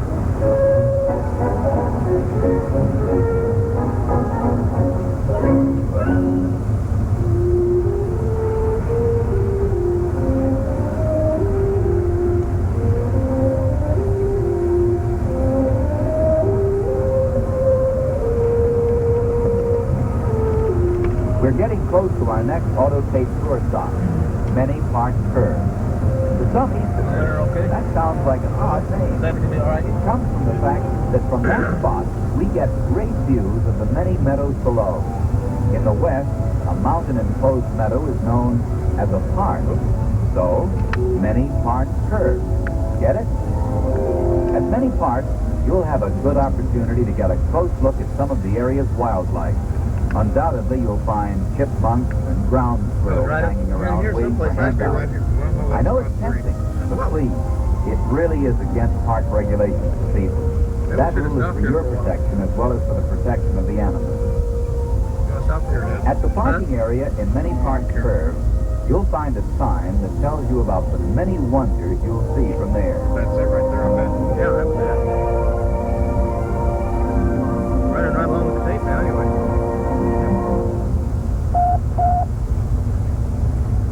See, we supposed to stop there, Bobby. We missed it. I don't know. Threw everything off, didn't it? Yep.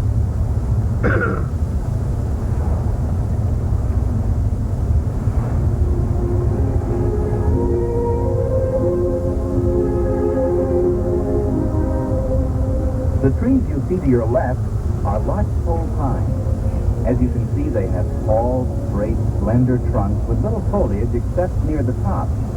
They stand so close together that lower limbs of earlier growth die. Because of their root system, they're not very well anchored, and the forest floor is usually littered with trees that have toppled over. Indians use the slender trunks of smaller trees for the framework of their teepees or lodges, which is how it gets its name, lodgepole. It's the only two-needled pine in the park. The needles growing in bundles, seldom over 2.5 inches long. The cones are small, and some of the older trees will keep several hundred closed cones on the tree for a number of years. Although normally most pine cones mature and are shed in 2 years, many of these lodgepole cones remain closed on the tree until exposed to considerable heat. A mineral soil exposed to direct sunlight is particularly favorable for lodgepole pine seedlings, and these trees are one of the first to repopulate burned areas. Under normal conditions, the lodgepole makes such dense shade it can't reproduce, and ultimately gives way to more shade-tolerant trees like spruce and fir. If you were to walk in this forest, you might possibly find the only two members of the orchid family found in the state of Colorado, the pink and yellow lady flipper. The latter was once a common flower in the Rockies, but it's rarely found now. The calypso, a delicate pink blossom, is also difficult to find, but if it's to be found at all, it would be around here.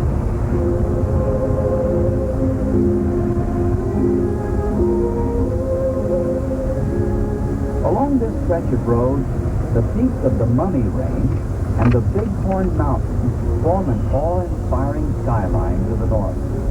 Bighorn is one of the favorite wintering grounds of the bighorn sheep.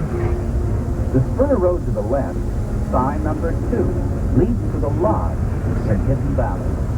Here you can take advantage of their picnics and other facilities. During winter, this is a popular ski resort with facilities for beginners as well as experienced ski buffs. You can turn me off now. All right, we're not stopping. You test that. Sure. Yeah, just as he said, sign number 2, he's driving past it.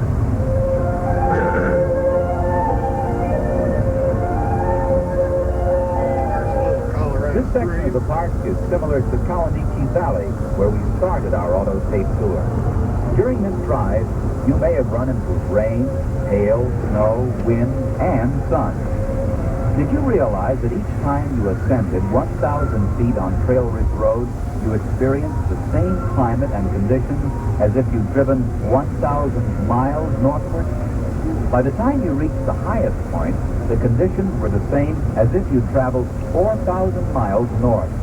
And in case you're interested, 4,000 miles north of Colorado would land you at, are you ready? The Arctic Circle. Kind of felt like that at the top of that hill too, didn't it, Uncle Bob? You asleep? During our drive, you might have seen beaver dams and ponds near the road. These dams are constructed by, you should pardon the expression, eager beavers. They are made mostly of mud, parts of aspens, and debris. Usually, they're started on shallow creeks, and as the water level rises, so does the dam. At the beginning, it's not much more than a solid heap of debris.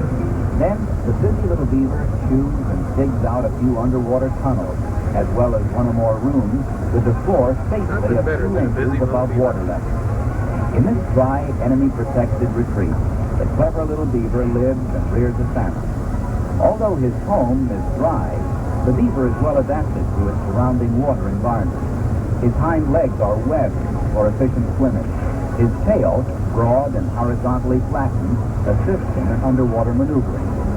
Swimming on the surface of water, a beaver is not exactly a speed. Two fishing. Usually goes at about 2 miles an hour, which certainly won't win him any speed contest.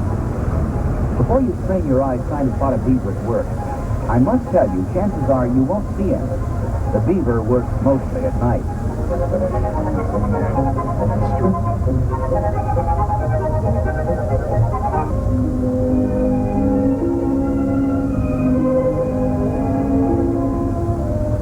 At Deer Ridge Junction, the Trail Ridge Road ends. At that point, you have a choice of roads to take you to Estes Park. The first takes you past the junction to the old Fall River Road, through Horseshoe Park, past Sheep Lake, and eventually to the Fall River entrance station. On this route, you'll see beautiful Chasm Falls. If you leave the park by way of the Beaver Meadows entrance station, you pass a spur road that leads through Moraine Park and Glacier Basin to Bear Lake, nestled at the foot of the high mountain. Any visitor to Rocky Mountain National Park who has the luxury of an extra hour or so should make this trip. The glaciated meadows and moraines and the splendid view of Long Peak make this side trip well worth taking.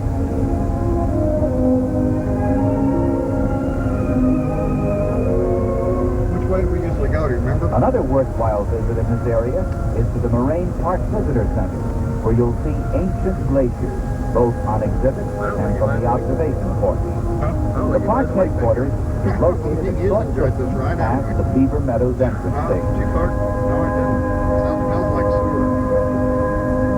Buddy must have done that. He's awake now. Well, we'll make the decision. Let's go left. The next sign marker doesn't indicate a stop, but rather the end of Trail Ridge and the junction with the two roads that lead to Estes Park.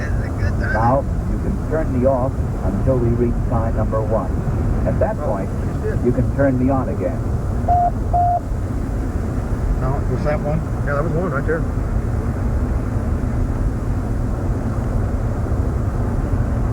Are you sure we were right on the tape? No, that was one right there. Last year there was a bunch of deer or something right on this hillside. When we get outside the boundary of Rocky Mountain National Park, we'll be heading for Estes Park. As I told you before, this delightful western town was named after its first white settler, the Estes family. In 1859, Joel Estes and his son Milton were on one of their frequent continent exploring trips. They came to the head of Little Thompson Creek and climbed to the top of the hill. Looking down, they were overwhelmed by the astounding natural beauty of the valley below. About a year later, the Estes family built their home in that valley. After a few years, either because of restless pioneer spirit or because of the high altitude, they moved and sold the property to Michael Hollenbeck. The land then went through the hands of several owners, none of whom it seems actually settled there. The real history of Estes Park began to unfold when Griff Evans bought the original Estes holdings and sold it to the famous, or infamous, Earl of Dunraven in 1876. As you know, the burgeoning Dunraven dynasty began to fall apart when other settlers thwarted his greedy efforts through legal action. Finally, after almost 2 decades of control, Dunraven sold out and cleared out, and a straggling group of rustic log buildings began to develop into a tidy, small western town. In 1909, F.O. Stanley, co-inventor of the Stanley steamer, built the luxurious Stanley Hotel, establishing the area as a fabulous family resort. As its popularity grew, so did the little village and surrounding areas until finally, in 1917, Estes Park was officially incorporated. Today, it's still considered one of the finest family resort areas in America because of the many historical and educational attractions, sports facilities, and sheer entertainment it offers visitors.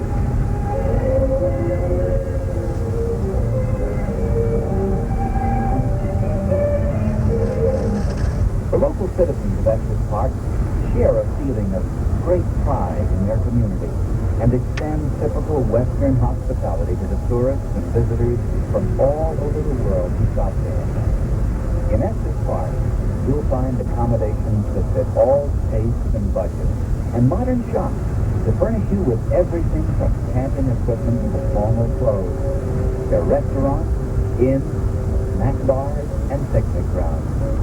For adult evening entertainment, there's a first-run movie house, live productions of Broadway shows, cafes, and, well, just about every form of entertainment you could ask for at a vacation resort. For the children, Estes Park is a paradise, offering horseback rides, hiking trails, swimming, boating, fishing, souvenir shops, and an atmosphere of true Western friendliness for all. The Estes Park Chamber of Commerce is staffed with local citizens who are anxious to help make your trip one of the happiest of your life. Now I'd hate to have to drive this river, wouldn't you?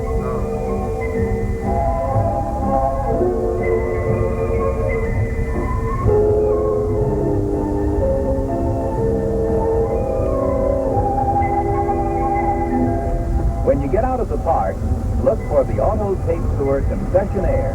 There's one outside the Fall River entrance and one outside the Beaver Meadows entrance. You'll find their names at the bottom of your rental agreement. When you return the player and cassette to the Auto Tape Tour concessionaire, he'll return your deposit.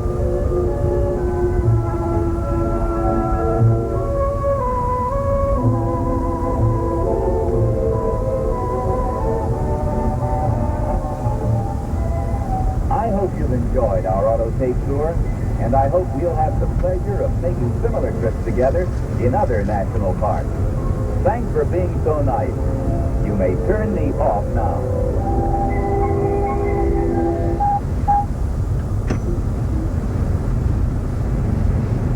Steve did a hell of a job. Turning it off. Right. Even if you didn't have any company. So we're going on around this way, right? Yeah, left.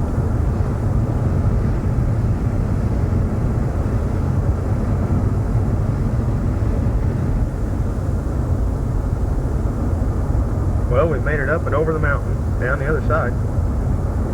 Uncle Buddy's still with us. Yeah, but we haven't went up Trail Ridge Road yet. I have to stop here, I guess. No, don't see no stop sign. But I bet they're collecting money on this end. That get us going back.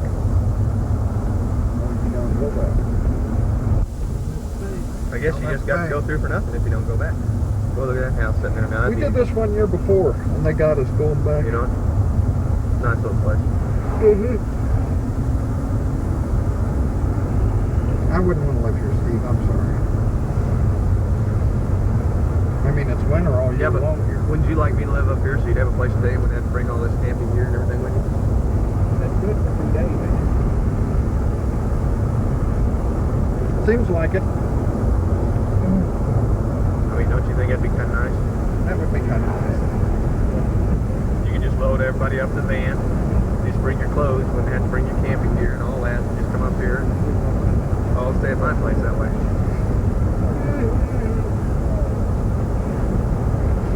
Everybody will pitch in and buy me a place up here, I'll do that too. Well, I'm not sure that even now it's quite right. depends on how many more years you come up. It's true. And how many times you come and all that stuff.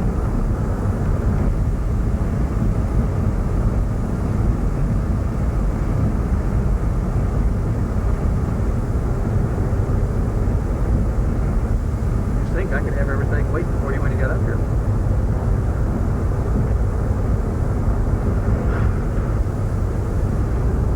There she is. She beat it down.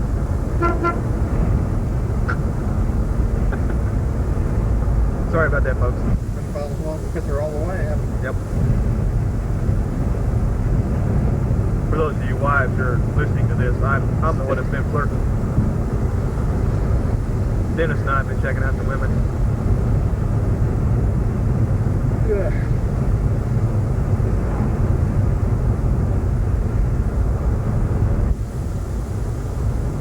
See, you're going to carry your quote recorder around town. You want me to plug mine? What'd you bring it for?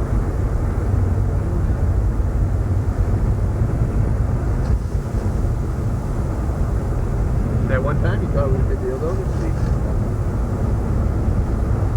Yeah, look at that thing.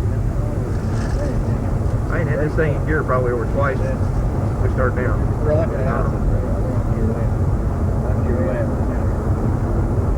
What's up there? That house on that full side of her. I don't know if I can get it or not.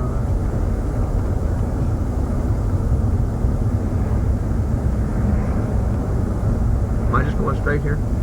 Yep. On into town? Oh, I gotta put it down in gear before we move again.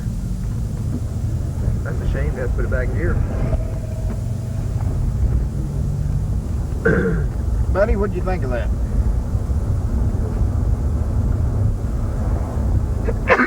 You can watch it later, Uncle Buddy.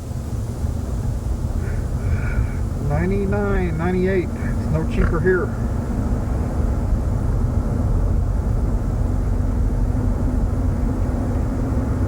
Oh, look at there, Bob, a Kentucky Fried Chicken. I haven't seen a single black person since we left Denver, have you? No, matter of fact. I'm surprised they have Kentucky Fried Chicken up there.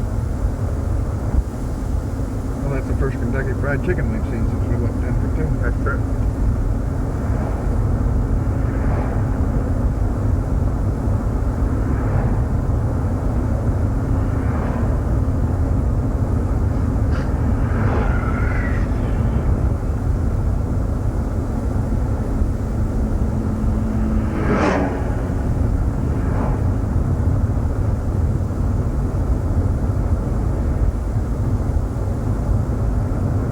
them houses up on that? Yeah, look hillside? up there. Oh my gosh. Oh, that's a cable ride you can take up there. It's a visitor center. We ought to do that. Oh, hell, look how high up you'd That be. thing running? But it ain't running, is it? I haven't seen it yet, but I'll bet it is. I don't know, this is the There's office. old Dick Rocks Museum. Dick's Rock Museum. He's got his rocks. Yeah. Ooh, look at them furs. Woo, great. And you're talking some moolah there.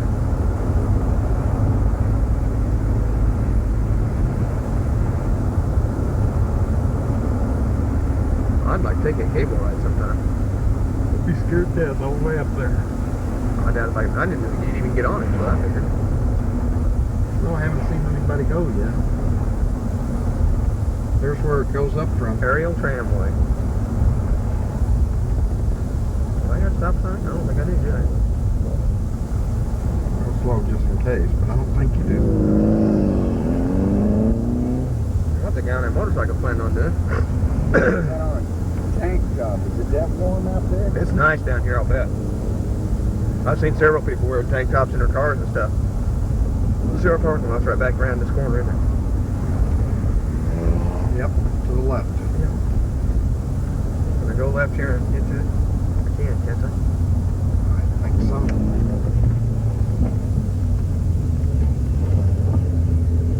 And take out that motorcycle. Wow. When I last year, Bob, we was in your car and you wanted me to park under one of these rock ledges this Rather year. not parking around the rock wedges. Okay. Might have missed the curve coming down there. Okay.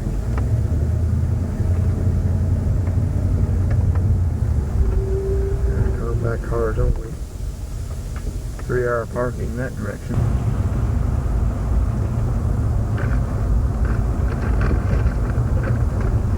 She's sliding off seat.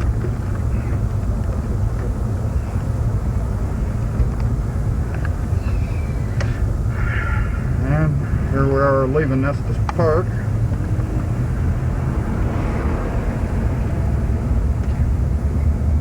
Did you get that motorcycle distance down on the screen? Can I get it? Yeah, I can get it. Now we go straight here. Still looking at the scenery, Bob. I'm still looking at the scenery.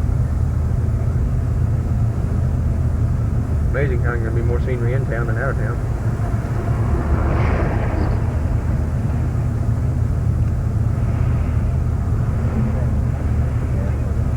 Hey, we'll just get some over to the mountain. There's some more restaurants. I have to remember them. Oh, there's a place stop. Get something to drink. It says right on the front, get something to drink here. Stop. Are we just going to stop or not? Not at the liquor place. There's a grocery store up there, I think. That's depressing. Right in the shopping center, I think. Supermarket. On top of it. Mountain's flattened out. See these trucks that take people up there? Wilderness tours. What are thinking?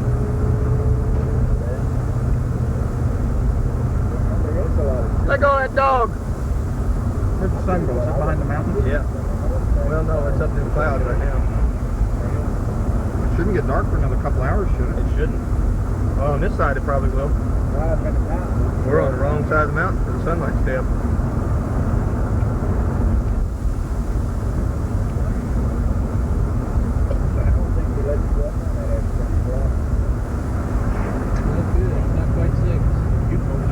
We'll make it before 6, but no.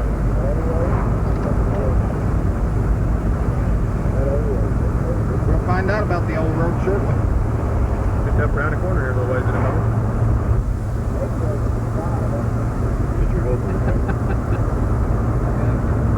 Keep dreaming, buddy. We love a dreamer. I'm telling you, that's what I think it was like. What time? I do too. We should. I think we're going to miss it by about 15 minutes.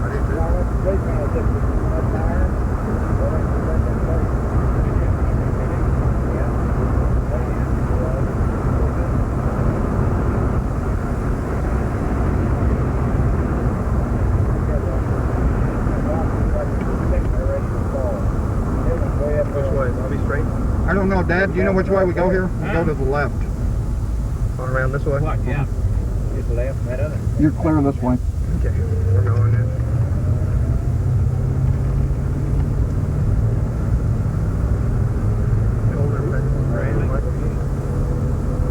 Is this it? I don't know. Is it? We gotta get back into the park first. Oh, okay. Well, that's right. We probably got to pay to get back in, don't we? We didn't have to pay the other side, so I bet we do this side. This road looks wet. Doesn't it?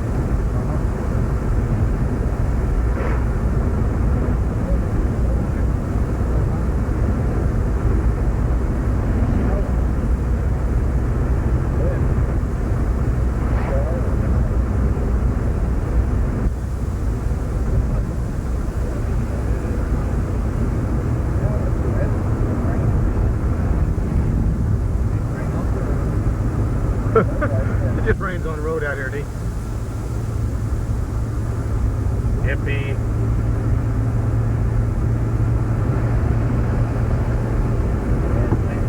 Call him a hippie. He jumps on his Harley Davidson, calls his buddies. They follow us up the road. Smash the windows on a van. Just before we shoot him.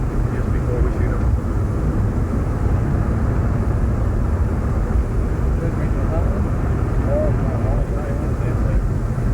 Made the old Circle A.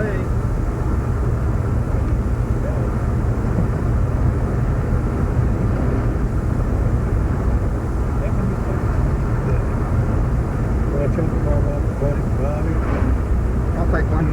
What? Chocolate bars? Not chocolate bars, you talking about. You want one? Why not?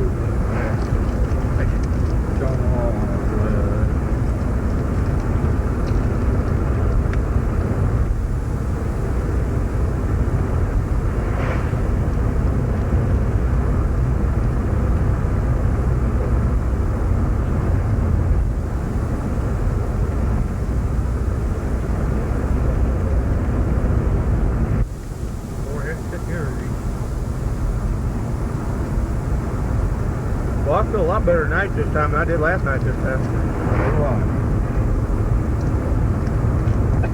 About you, Uncle Bob? Yeah. I said I feel a lot better tonight right now than I did last night. Oh, yeah. Ride the train. Yeah. That's the campground we stayed there. Train right down here. We camped right up to the right. Really? Wherever the damn train is, there's a camp over there. That's what it's at.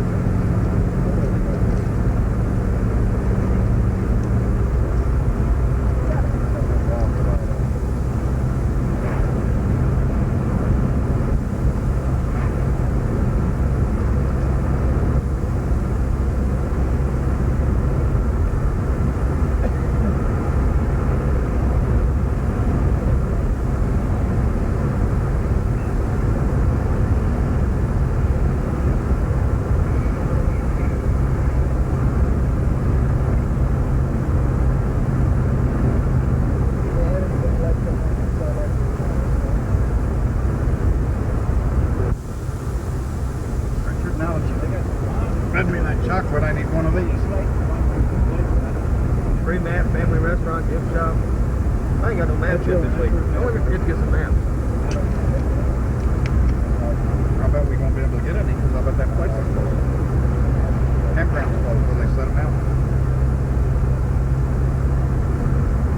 Well, we gotta find just a couple maps.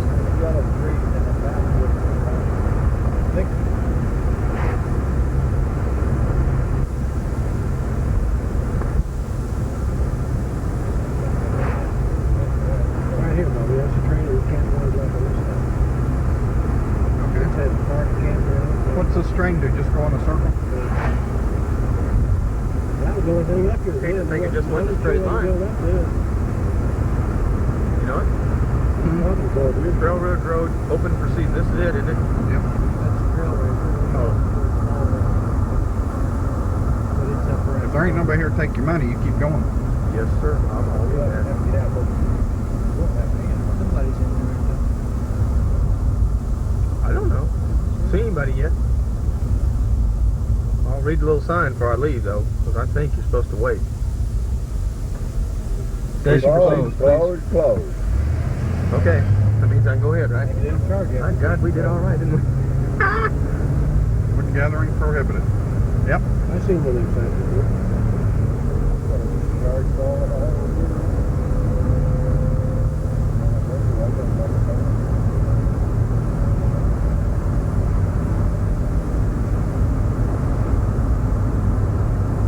Last year there was a bunch of people stopped along one of these places that Yeah, big field like that, and stuff. there's a bunch of goats out in there or something. Whatever. Yeah.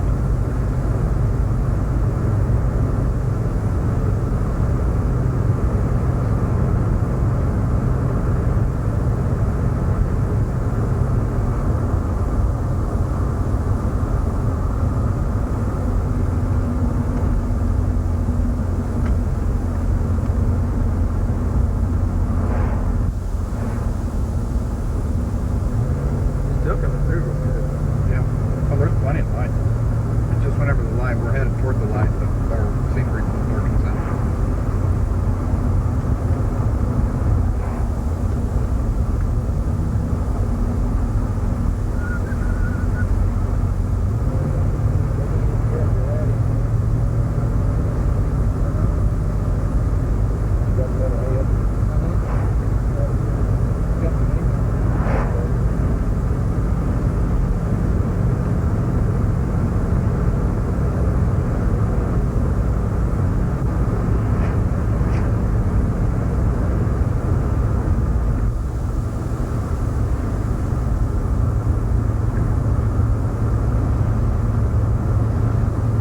This is the valley right here. Where all the people were parked along both sides of the road and taking pictures of them out in there. Like right up here. Yep. People parked up there. Yeah. Horseshoe Park. I don't see anything out there tonight. Must be something out there by the park we're looking at.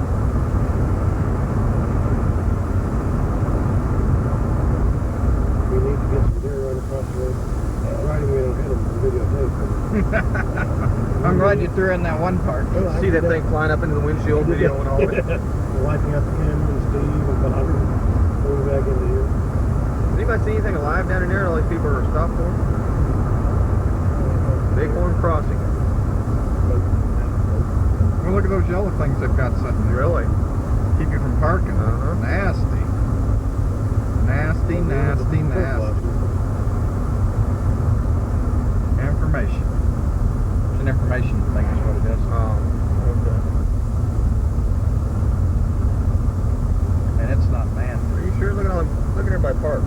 There's something down in there somewhere. What's that? Yeah, goats. Yeah, there they are, right there, big orange goat. Oh, I see them. There, Sitting whole bunch down. of them. What's everybody looking at here? Swinging up on the hillside, Bobby. They're standing right up there on the hillside. Well, Whole bunch of them. Yeah, they I'm are. gonna pull right over, there, okay? big orange deer. Yeah. Bighorn sheep. Good. Can you get them, Bobby? oh yeah. Yeah, because they're starting to move on you. You just like regular belly goats. Folks, we're trying to get the camera undone so we can get a shot of these. Baby Bighorns. corn and Bobby. There are goats that they brought out here. I was trying to get him up where he could get the... You got any with horns on him yet? He's jumping around so much you can't tell if there's sheep, goats, or cows up there. Who's jumping around so You much? are. The screen's jumping up and down like you... You want to tape this? No, I'm on the other side. Where's the one with the horns? That's one I Well, then want to quit be able to bitching. get. See the one with the horns yet?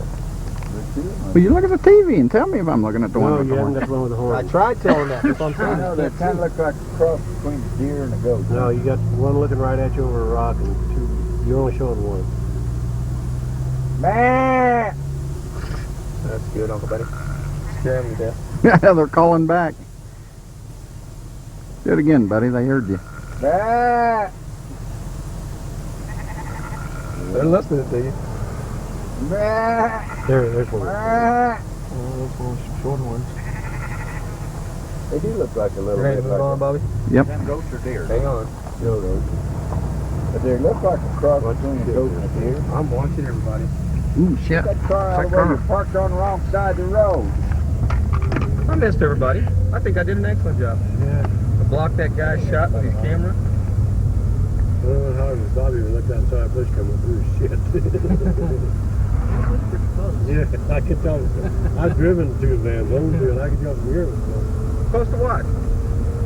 Where was that close? Never mind. Here we are. Yep, here's our turn.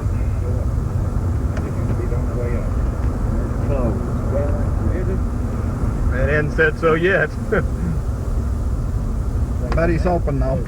Buddy's open. Coming back that way. I thought You can go up there so far, but once you start up, No trailers or large vehicles. Well, that isn't us. That does. We're not a large vehicle. Uncle Buddy, we can get this up through there, believe me. It'll take a couple of sharp My turns. headache back already. Are you? This is on the way up in there.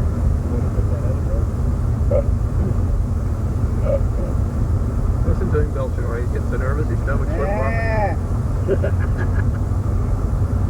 oh, he misses the sheep already. It hasn't even turned to dirt yet. I don't know what he's worried about now. This major highway compared to what we're running into.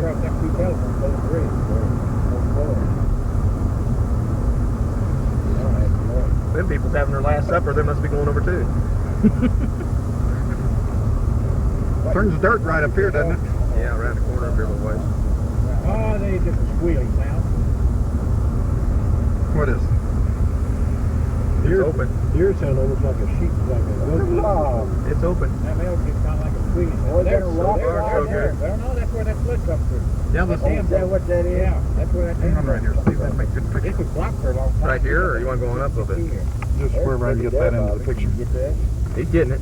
That damn broken in right there. There's a rabbit. If you pull it a little further, I can shoot it what through this Down one. in that rock. You can go old cottontail then. You went right down through Main Street in Estes Park. Boy, it is good. It's mud and all them shops. Where was the dam at?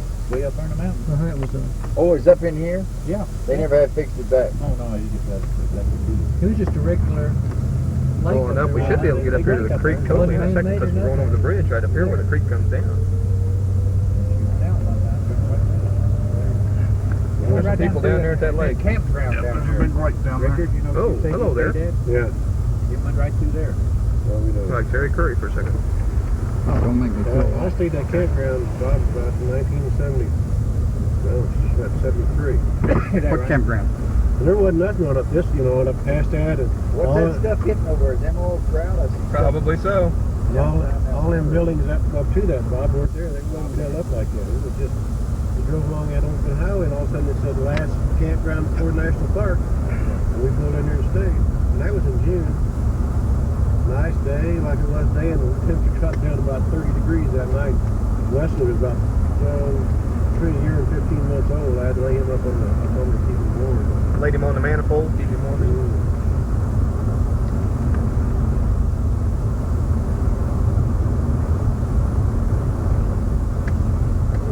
Might have to be 72 because I left down there in 73. It was 72, I guess.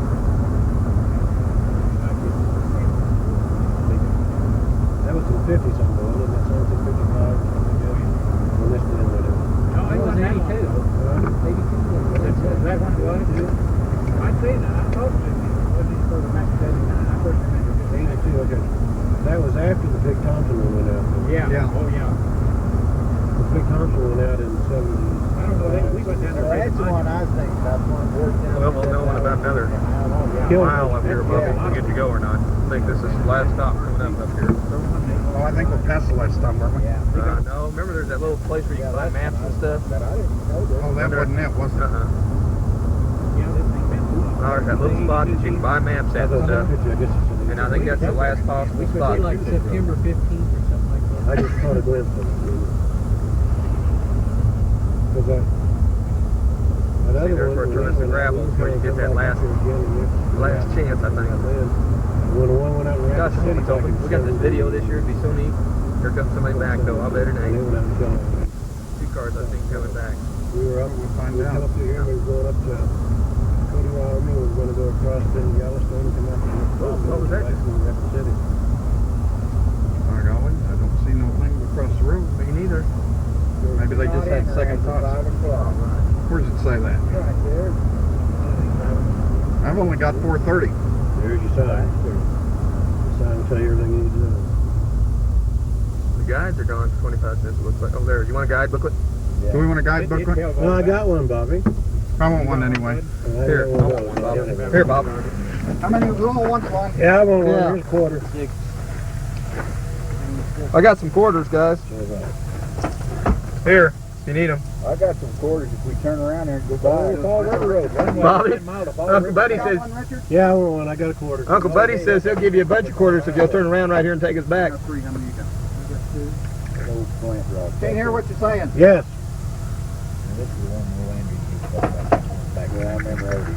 I meant Steve was yelling something about Buddy. I said he had a bunch of quarters if you give him.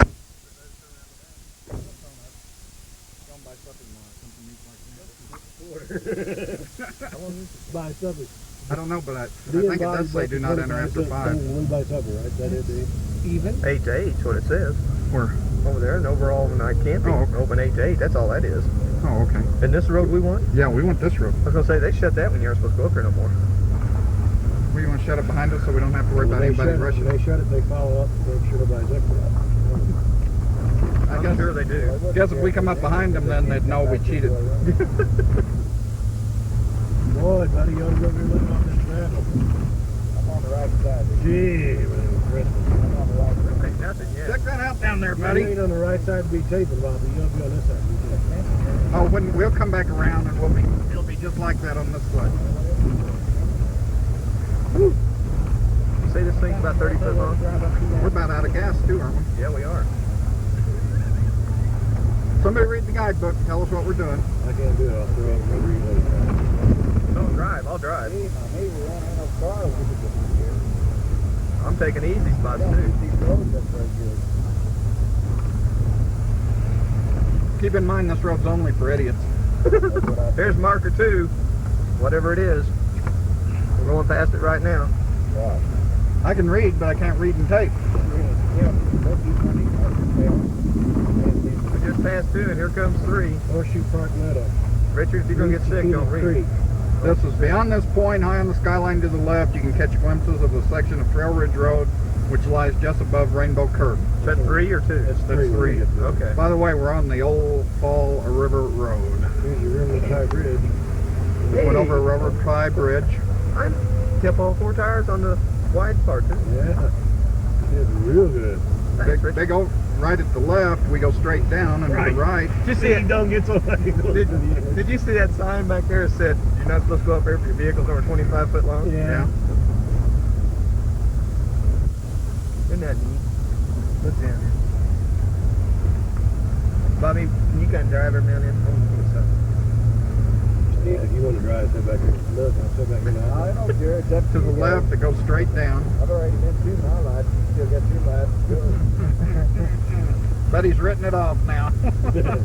Yeah, but Uncle Buddy, if we lose you and Uncle Bob, we'll never find them dang fish. We got to keep you off. That's right. I know. Hey, no. They're across block 21 in Louise. I've been across the road.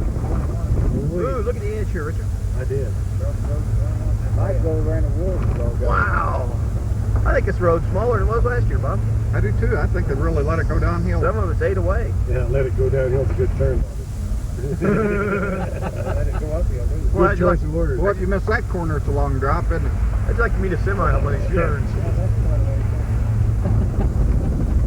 Watch Richard sitting there doing this lap. There's number 4. Mine's on the right side. 4 is, Pothole. this is pothole. Watch to your right for a large rounded pothole at the roadside. This feature was drilled by stones revolving in a whirlpool of a side stream that flowed here about the time of the glacier's retreat. We saw it. Ooh, check out the left there. Ain't that neat? There ain't no road along the edge. Oh, Richard, there's a lot of road here. I don't know if you can see, but it's It gets smaller up straight towards the down. top, Richard. Yeah, this really is a good part. It is. Wait till we get on up here. You still got room to swerve and miss bumps and curves down here. You get up a little ways, you got to go through the bad things whether you want to or not.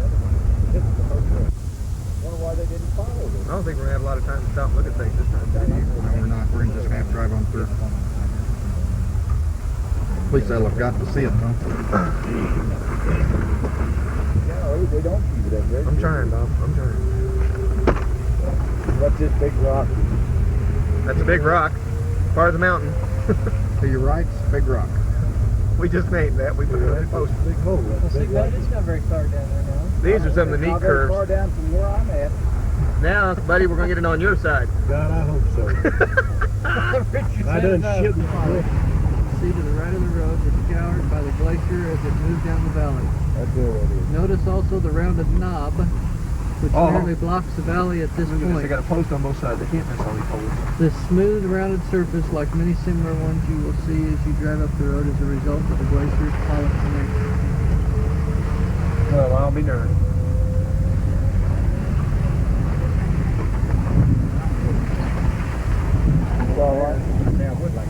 Oh, yeah, I feel away from all them people. Number 7, Chasm Falls. With passing time, this delightful mountain stream is slowly wearing the brand of the white.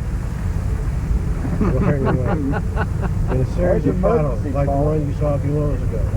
As you can see, the falls are moving slowly westward about 6 meters or 20 feet in 12,000 years. And emergency telephone is attached to a nearby pole. Emergency telephone. Is that for a taxi to go down or what? You see the emergency phone, buddy? Yeah, right back there. We'll keep your eye on it, as we need it. Oh, we gotta have to come up on the rock, but This is a little more than a cow path, dirt road, a little bit of gravel thrown in. Yeah. I think the gravel just naturally fell off the hillside. This ain't no fun. There's no drop off beside us. On either side. Oh, here's one. Get Richard over there so they can see that for a little. Oh, yeah. There's turnaround spots. Only problem is, if you meet somebody, you got to turn back around and come back up.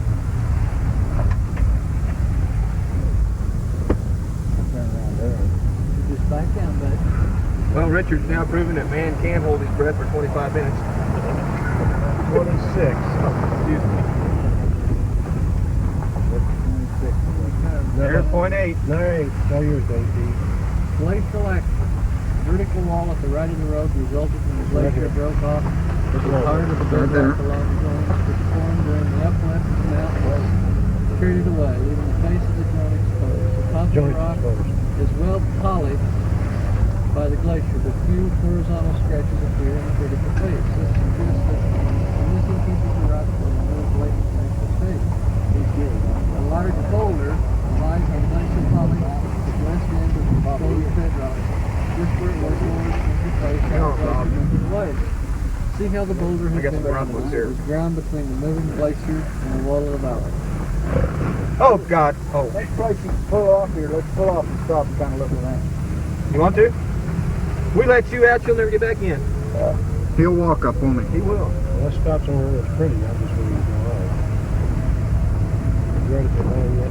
He knows he's still close enough that emergency phone he can walk back to it and get a ride down. Help, I was being held captive, but he's We're still. almost to the top now, bud. We are quite a ways out. Yes, we are. We're up to 7 up. Because of historic cabin sites up here before I hate to tell you this, guys, but we ain't even near the tree line yet. And we got a long way to go But about that that tree cabin's line. not too far from the top.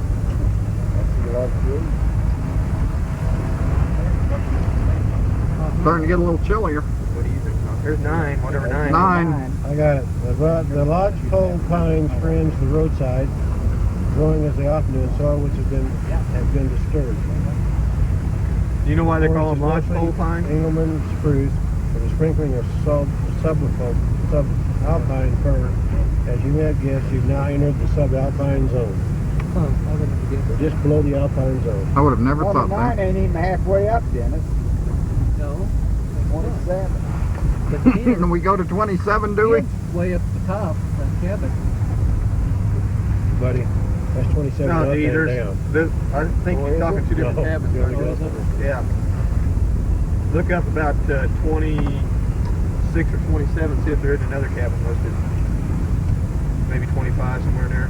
Yeah, 24 Stone Cabin. Okay, I That's thought what I so. was thinking. Yeah, that's what I was thinking.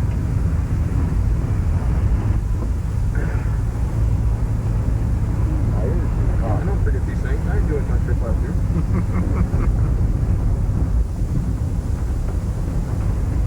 I think this cabin up here is kind of a beat up old looking cabin. Or Prospect or One State or something like that.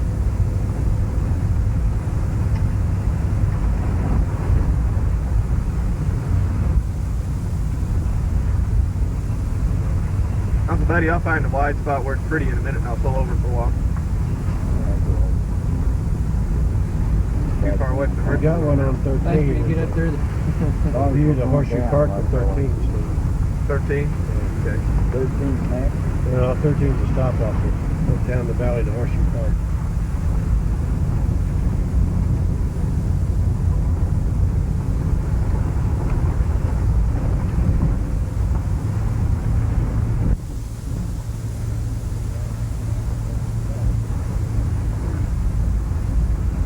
Switch back.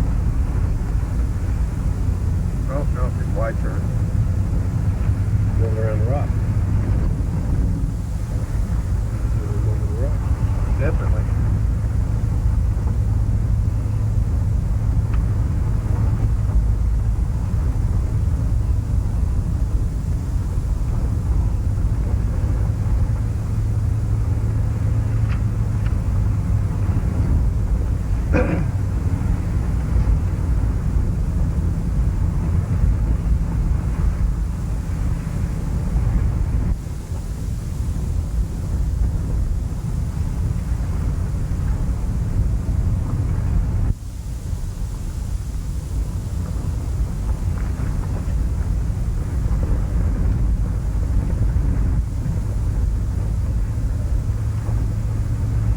Somebody's running across the road up there in front of us. Really? Yep. Let's get up there and find out what. Big or little? Squirrel size. Like a bear or? No, squirrel size. Right up in there, no, one or two. Oh, God, I better make a wide sweep. Yep, because here's the switchback. Switch around. Caution. Read the Dangerous caution. squirrel Just went fields off ahead. there. For your safety, keep off steep slopes and away from hedges. Did you get all that? I got all that. Great. Another switchback here. Yeah. Tighter switchback than the last one. This reminds me of the movies you see where the cars get as they go around corners. That's what you need.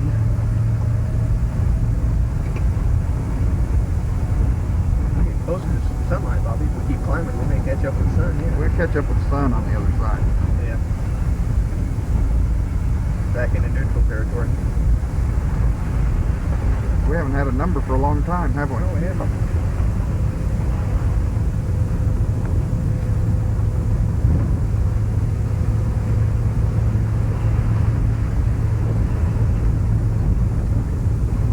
Oh, these trees are down.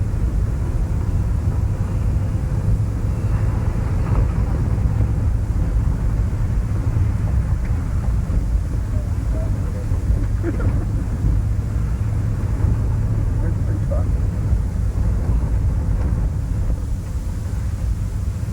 Man, is it starting to drop outside? Definitely getting colder quick, isn't it? Yeah, it is. Here's a number. It's like number 10. That little cabin sits right up in here, I think, is even cheaper. historic cabin site. How would Right you like there. to spend your summers in this level, clearing to the right? Did anybody see the cabin? No, it's not there anymore, Bobby. An old prospector did it Used for to be there, several wasn't it? years while he worked his unproductive claims high on the slopes of Mount Shaper. I think it's right up there. Yeah, I was gonna say, I thought we seen That's right up in there. Kind of good. Well, I'm looking, but I don't see. This would be a delightful place for you to pick the plants to go. I'm for it. Says, though the last of his cabins tumbled down a few years ago, you can still pick out the foundations of his house and Where the outbuilding. rocks are. Yeah. That's what the thing said last year. His cabin had tumbled down a few years ago.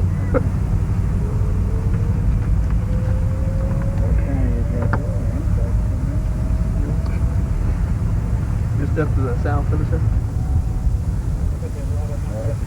Here we go around the road. Switchback.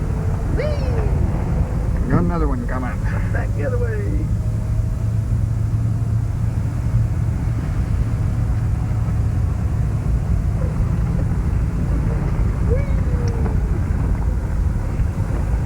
This be fun on a motorcycle, Richard.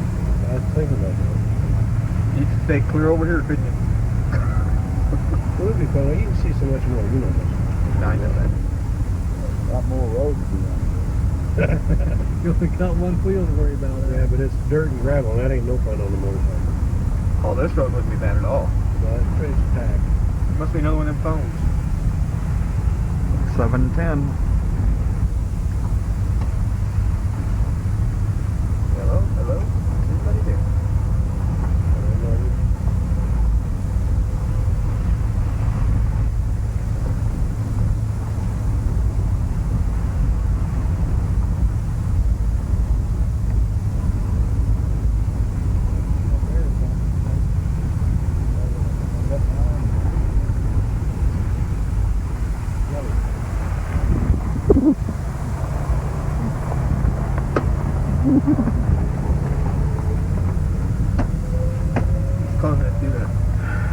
TV's done it ever since I bought it.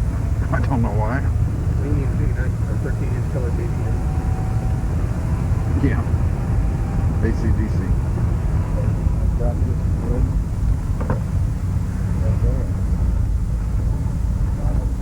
Buddy, taking this wood out of this natural park would make those fish look like jaws. Yeah, you're right. You what, Bobby? So taking this wood out of this national park would make those fish seem like child's play. You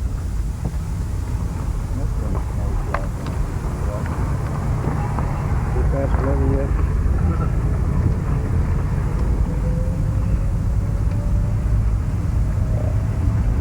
Sunshine on my shoulder. Well, we're starting to get up to where no trees. Show this thing up here about sticking out your window and show this tree slide down. Hey, see it? Yeah. Take it and show your side too. Let me see it. I'll show my side too. Okay. Took it right down through there. Took every tree there was. And I then bet that was last flip it up year. that mountain on the other side. And trees They're are rocks still and kind of stuff. green looking. One up, you're doing fine. Doing fine. Now to the right. One more to the right. And back there.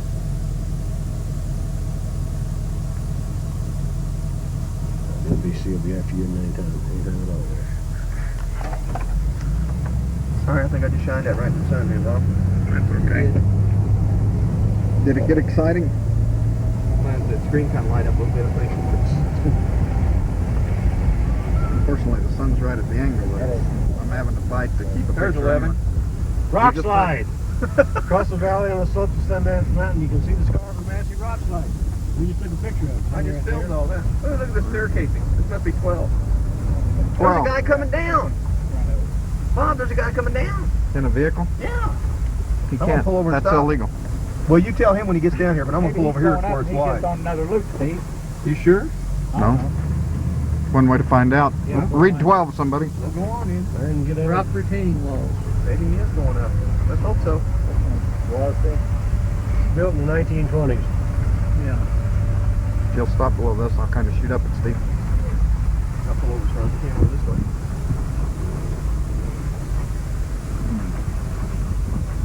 Washed out, the wall was washed out in 1953 and closed for the road was closed for several years. The wire basket gabions, which were first set in place where the filled with rocks are a modern innovation in stabilizing lifestyle.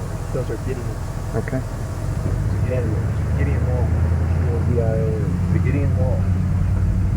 Yeah, you can get it in. Fast people that build them. Oh, the Gideon Wall. Okay. Don't you remember those people that were building that one out there at World of Fun? No. Oh, Were they we went up Gideon? and asked them. Remember? That man, that woman that were putting those baskets together, was wondering what they were doing. I thought you were with me. I don't remember it. There's a good shot. Top of that mountain.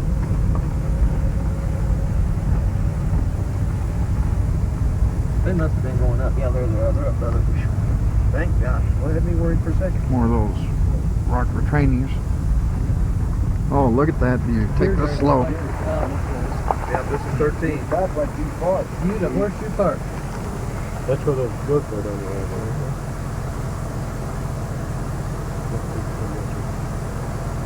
Oh, you're getting some fantastic shots here, Bob. Keep it up a little bit. Right in there. Yeah, beautiful. Now lower it just a little bit and you'll get the lake in real good. Oh, that's fantastic shooting right there. You get down on the other and you'll be in the closest. Here's a view of the road from up above that we're taking.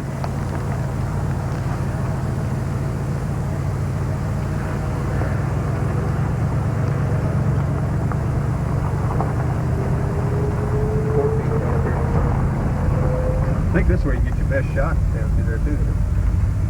14. Yeah. Talk about purple mountains, spring man. snow slides. Each snow slides. Snow slides. Spring snow slides coming down the south slope of our cheek. Slowly forward into the just east of Sweetback. Spills across the road to the fan side. You see some of the water that has been carried down the positive side. Just 15 tenths of a mile further up the road, you can look up at the simmer guard that carried the old faithful slide. And in fact, they once covered the road with snow every afternoon for 13 days in a row. When Fall River Road was the only road across the Fall River Pass, these slides completely disrupted the routine operation of the park. Each slide run required that the look for frisbee dispatch immediately to the road. Get what now? Oh, look at that, Bobby. Hold it a minute, Steve. He's got it. In a close-up of it?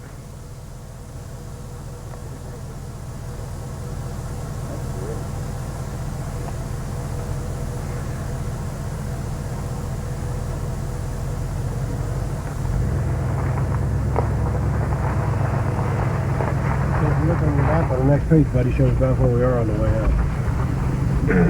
Yeah. 14. That was 14. We're headed towards 15. Oh! Oh, they can miss it. A lot of luck with it. That's right. Everything's fine.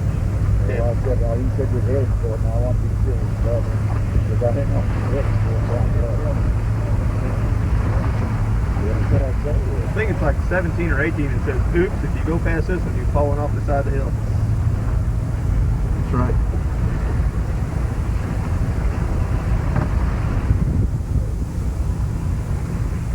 Look at the snow. You get a picture of the snow over here, Bob? I haven't, but I can. Hang on, a little better shot here in just a second. I'll get that tree out of your way. Now then. Besides, buddy, we can't slide off the side. If we slid off, Against the rule. well, if we slid off the side, we'd wipe out another slide thing. They'd have to reprint this damn book. I don't know you would slide, you would draw it. Whatever it was, it leaves big enough marks they'd have to draw us in. Well, they'd have to put, like, they'd have to start renumbering, wouldn't they? Yeah. Reprint the book. Yeah. Government. Do that, or at the end they could just put 28 and say 28 is the recce path between 14 and 16. We still don't know how many people there is. I think it's the end one down here. Every down in, you hear one of them hollering, I told you not to get so close to the side.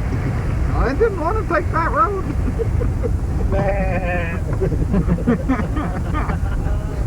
We have reason to believe that a mountain goes with them. We can hear him. We don't know what they've been eating, but it smells like shit. We shoot foot down there once in a while, all they do is hear them fart in the middle of the night. Well, we're not going in that valley anymore. We've thrown cans of chili to them. Oh, wow, that's pretty good. Look at that, the trees at the side of that thing, Bobby. That's pretty. Here's 15. 15 Yeah. That's a long one. That's avalanches. avalanches. That's Watch good. the Watch left. to the left. That's good. We don't have to know the life history of all these. Elk can be seen. If you know where to look. This is this one back here, Bobby. Back up there, this one. That's close. Bobby Allen? Now get some of that stuff over here y'all want to see. When you lean up like that, you wipe that side of my van out totally from me seeing a bunch of pested rocks. There's another good shot at that valley.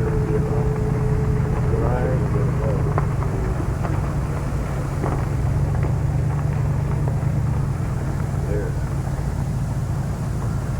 There's our valley again. Purple mountain there?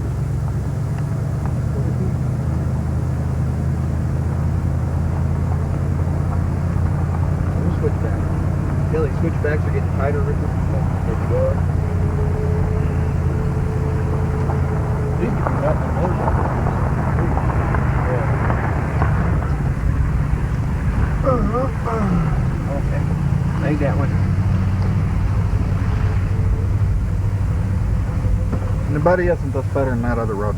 That's a, At least he's not sleeping. it's good. I can see.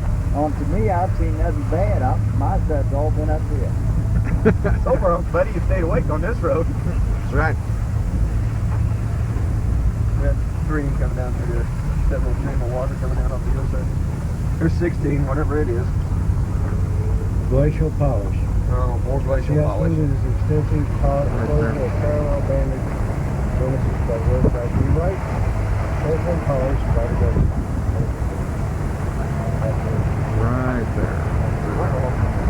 See, this fool don't even pull over far enough to let you by. Now they're enjoying the scenery. Where are they from? Oklahoma? Texas? What is that? Green and white? That's Colorado, isn't it? Green and white, Richard. I don't know. Already got the green. There, he's 11.5. Let's see how things go. Yep. I think it's Oklahoma. Yeah. Oklahoma. Yes, sir. Thank you. Pardon me. Oh, really? Oklahoma. Stevie was right. Colorado? Oklahoma.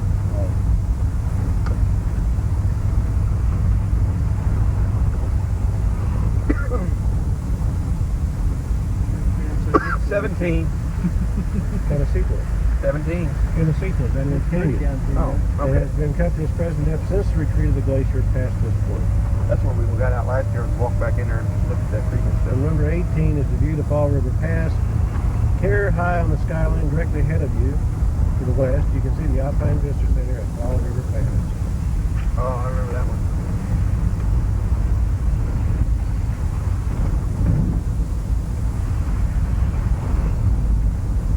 You know, it's getting just late enough. We might see some wildlife before we get up to the top.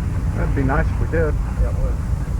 I've been trying to keep an eye out for them. Watch. Looks like you see him grazing. We come up in Willow Creek Park. It says watch closely, particularly in the early morning, late afternoon. You may be lured by the sight of an elk feeding on the waist-high willows that cover most of Willow Park.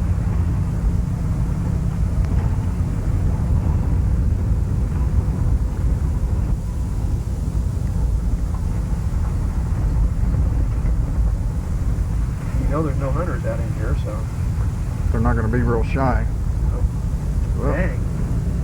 Well, I can't hardly see that corner. right into the sun. Really?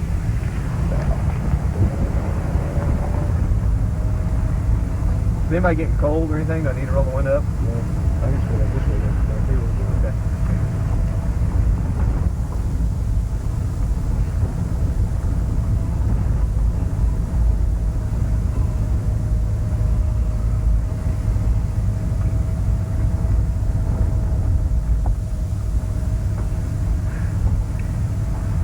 See how we're doing on tape. We got 20 left.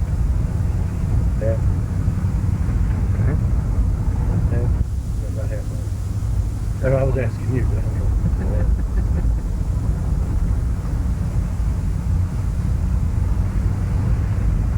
Well, I guess since we're taping all this, I'm going to have to go back home and buy me a good VCR so I can watch it. Yeah. I think I know where you can get you one real reasonable. See? Good. What is it? 2 or 4 head or what? 4 head. 4 head remote control? Remote control. That's what I Wireless want. remote. That's what I want. General Electric. Really? That's a pretty good brand? I don't know. Well, much that's what about I've got right there. it. So what you're trying to sell it? No. I wouldn't sell that little bugger. That thing's done pretty good. This camera's falling apart a time or two. The watch up on the hillside and stuff. One time you saw it, Dee. Yeah. I couldn't believe that. Not like some gun was cheap. $700. Like that.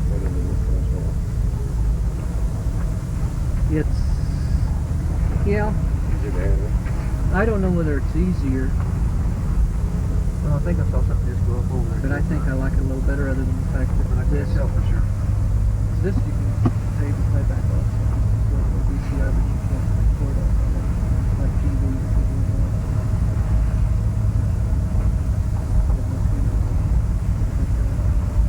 But as far as piece of paper, you put it in there, hook it up, and watch the TV and something else. It is pretty good. You watch it for wildlife reasons, but what's nice is it's small and it's good. Still think we're gonna see some keep running. Here's 18. Now, if you'll pull up here, I'll shoot the visitors. 18. Yeah, the view of the Alpine. Yeah. We were ahead of ourselves a little.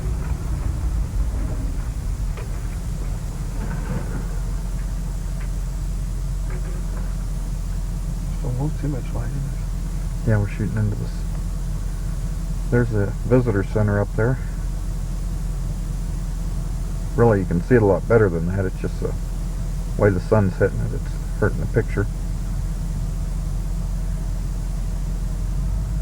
Okay. We're through most of it. The rest of it's not near us.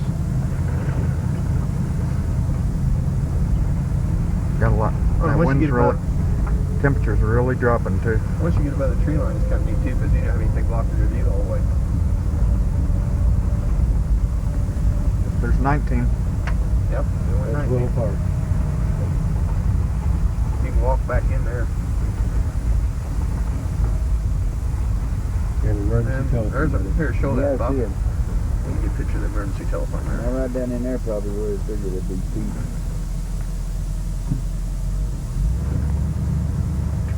Oh, buddy will want to get out here again. Another emergency phone.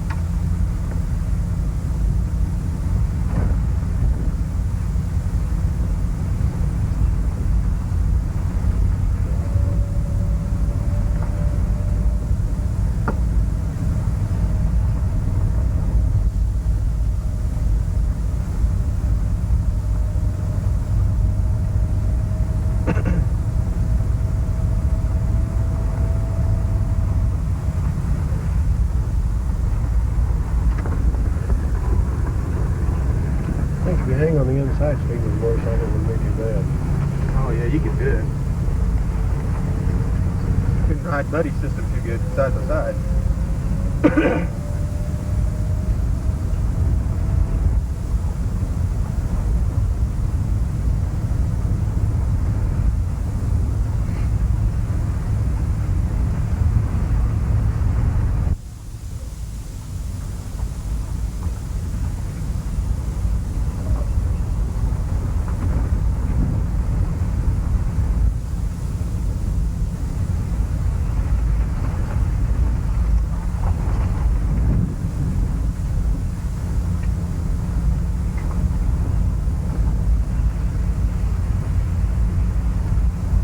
Well, I guess they don't clear this anymore though when it snows, do they? It's not this section up, they just shut it down. No, if it snows, it's shut.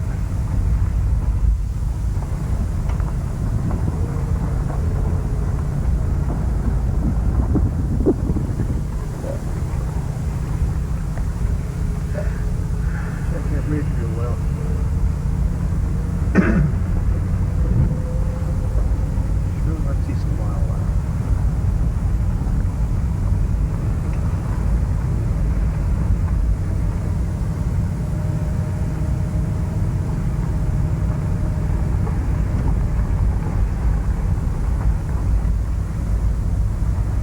Stop here just so I can see if it's clearing. Yeah, that's good.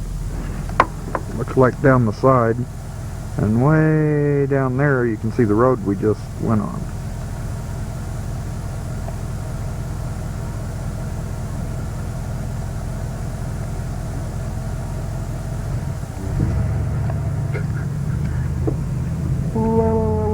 Little ones.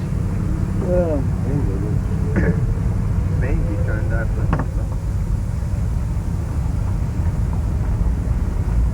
Might have something to do with lack of oxygen. Think so? See something? Nope. If I do, I'll holler. That's what I figured.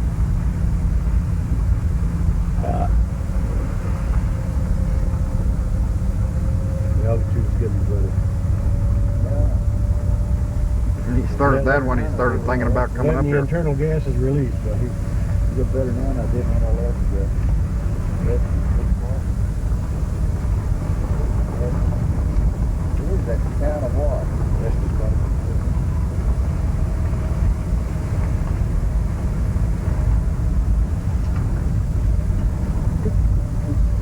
You know, I don't know if you got me up here on top of this hill if I can sleep out in the tent or not.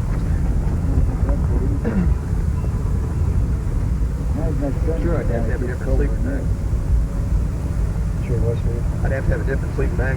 That'd be a two-person sleeping bag, and I'd have to have any girl with me. I could probably still handle it. The problem is finding a girl that could. See what? The problem is to find a girl that could. And the girl that could probably wouldn't be one you'd want to be with. Probably one of them you've been picking out all day. Something keeping you warm.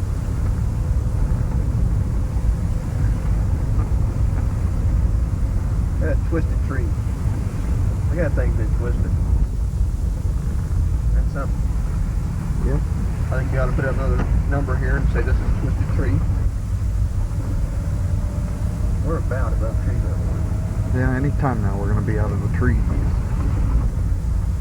Of course, I keep saying that. Every time I go around the corner, I still see a bunch of trees in front of me.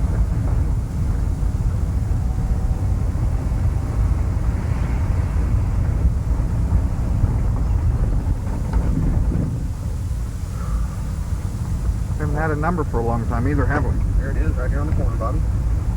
Well, 20 is right here. Chapin Creek Trail.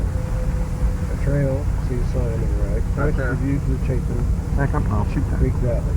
Doing a short stroll along Car this behind trail. Doing a short stroll along this trail to Engleman's Spruce Forest is a rewarding experience that yields glimpses of the untouchable. A little bit more. in Chapin Valley.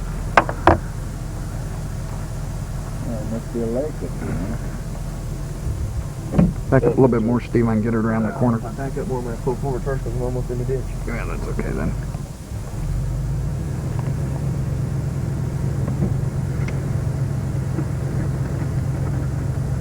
You can go forward. There we go.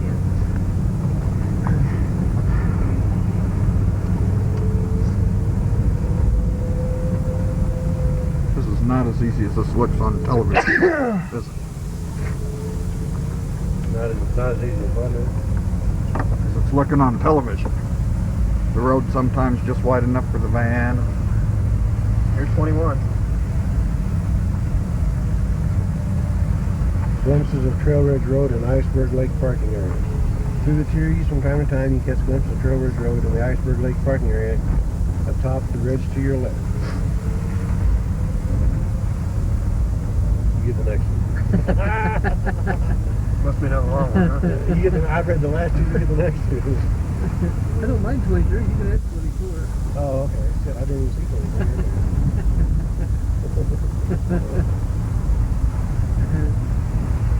22 just talks about the timber line. You now abruptly leave the forest behind. That's good enough on that one, isn't it? So we've got a ways to get to that. I don't think so.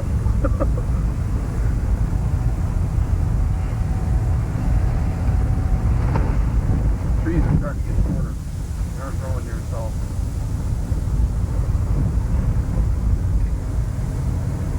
But I can still see them above us. Quite a ways there. Looks like it. Down fast, we'll get up to the top of the Timberline.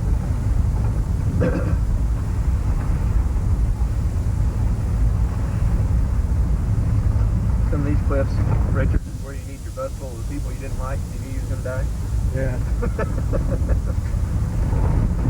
I told y'all how much I didn't like it. Get this video of me smiling as we go on the hillside, okay?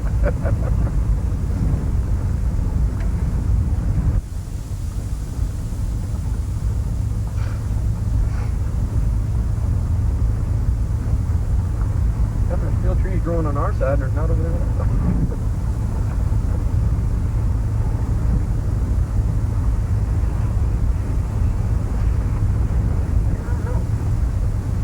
I went up a little ways.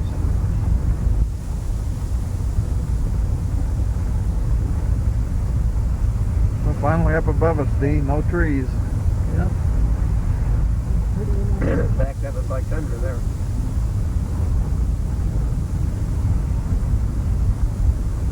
I never have seen Number nothing. 22 coming up. This is it. Getting above the tree line. Now enter the Alpine. Alpine. Ooh, geez, look at that drop off now. Let me get over here, Bobby, and I'll fill this road. Okay. Thursday. Oh, I got their spot right up here.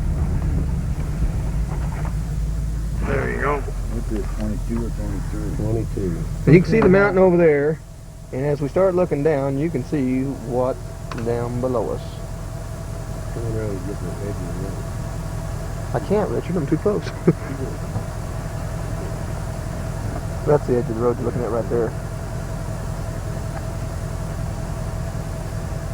And way down there is where we would end up if the edge of the road gave way. We just could at any time. Sure it could. Another cloud like What makes that. this an interesting trip? Shoot some of that tree. Something like that. Rock. There's the mountain range, the other side of us.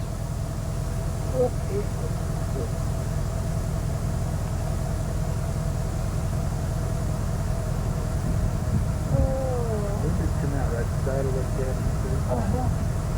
That's the where I showed you. Oh, getting too much sunlight in there. Let's back up. But as you can see, there's a pretty good mountain range. Roll over the mountain. I don't know what's back there. You'll not be able to see it. Swinging on around. We'll just look over the scenery all around us here. Back there's where we just came from.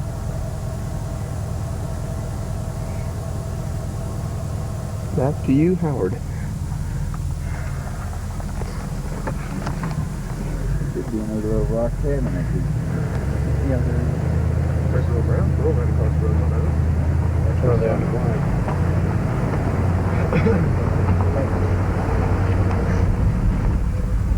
Eeny, meeny, pack of smoke.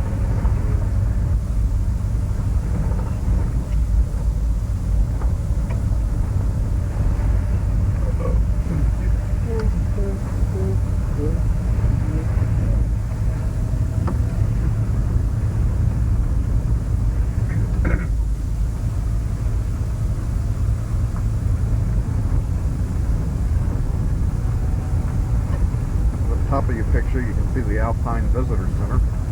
Top left. That sun comes up behind that cloud and passed. Yeah. They're right there.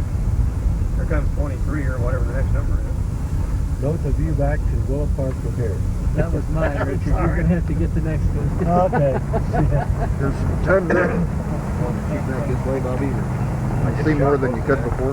I don't really think so. Well, yeah, you can see a lot of the winding road coming up through there. Okay, well, here you go. Shoot some close-ups of that. Okay. Coming up to 24, and I'll start on now because it's a long one.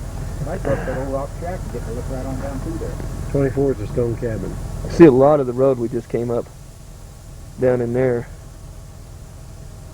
See all the curves and stuff. Over there. Yeah. It's a minimum wage job we had anyway. Beautiful ride.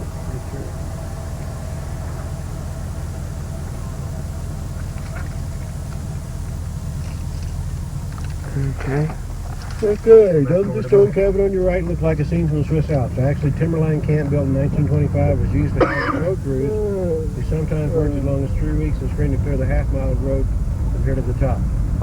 When this was the only road through the park, the superintendent's men worked desperately each spring to clear the snow from the road through the big grip, which was sometimes as deep as 42 feet. Then with shovels, teams, and a steam shovel, leaving boxes of dynamite laid on the roadway in the autumn and in the spring, we used to move the snow. We're now in the tundra. We're also free. Similar to the treeless plains of Alaska and Siberia. It is strange, harsh land for both plants and animals, but by adapting to their environment, some species now are so specialized.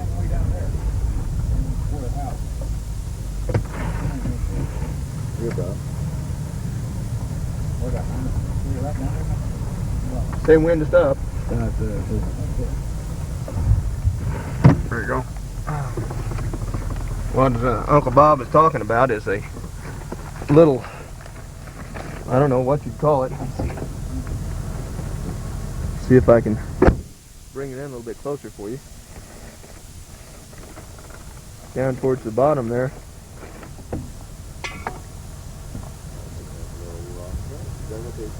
Can you make it out, Bob, on the TV? Yeah, it's fine on the TV. Okay, there it is, way down there. I mean, you can't tell what it is, but you can see it.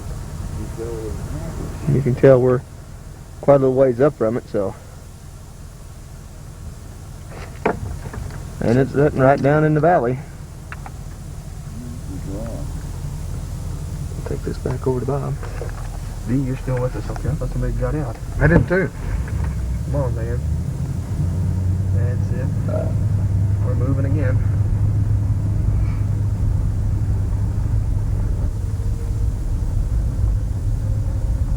There's the little rock cabin. Did we want to stop and walk back to it or anything? No, but I'll film it when we get to it. Oh, we're coming up to it, aren't we? Yeah, we are.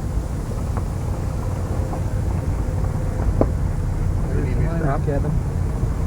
Nope. That's where the people left or lived when they were shoveling snow. You got any comments about the bouncing? Tough. I don't like the bouncing. Tough. Steve's gonna stop so I can do it smooth. Yeah, you'll notice how smooth that is. Take her away, Steve. As long as you can hold it that smooth, huh? Yeah, that's it. That's it. Look down this valley. That's where we come from.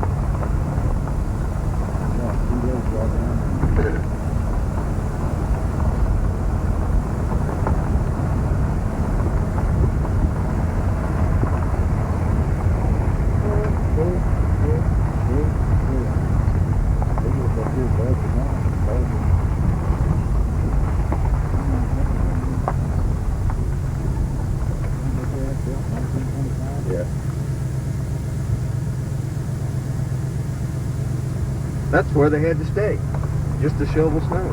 Yep. I imagine that was probably before they got things up on top of it. Oh, I'm sure.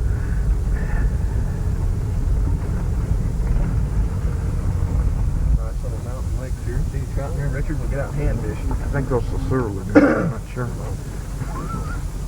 Well, they're still pretty clear.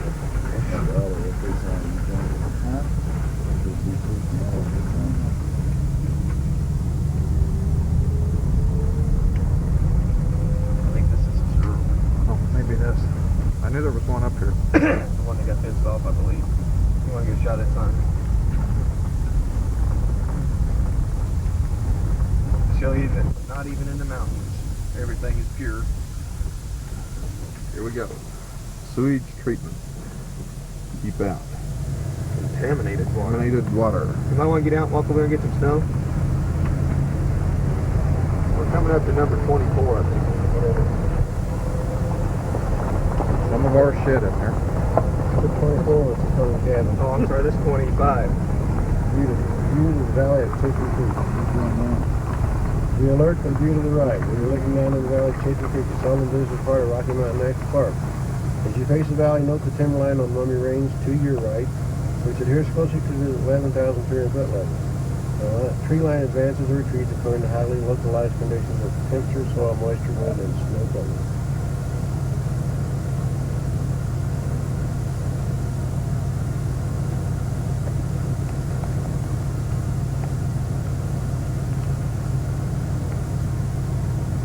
You'll notice right up beside us is a snow. Bunches of it.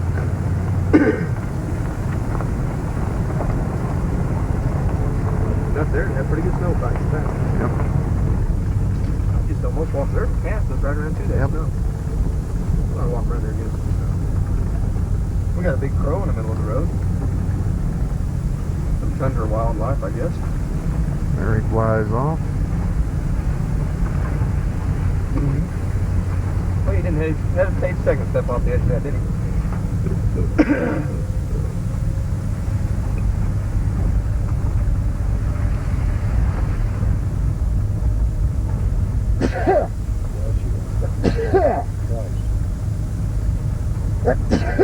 Three times. We're going for a record.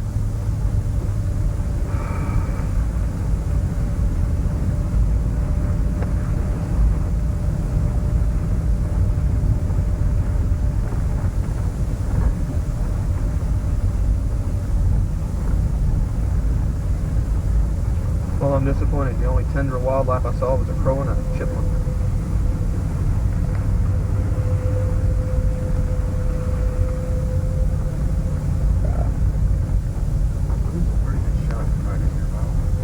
Okay. Back down through the valley here. Steve's gonna take it over again and shoot the moon, the valley. Yeah. Shoot the moon. Shoot the moon for the camera, folks. There's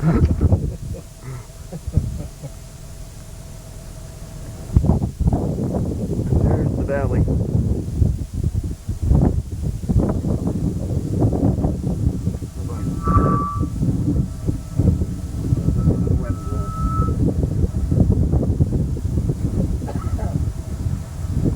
That's wind view.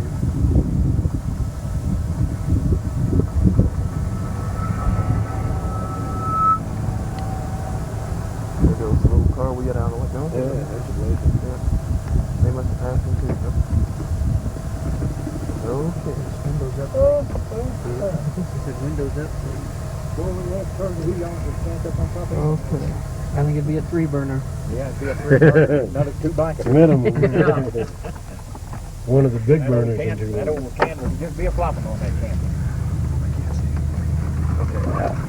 I don't see if There's a I couple of cars behind us now, so I want to make sure we're pulling out behind anybody.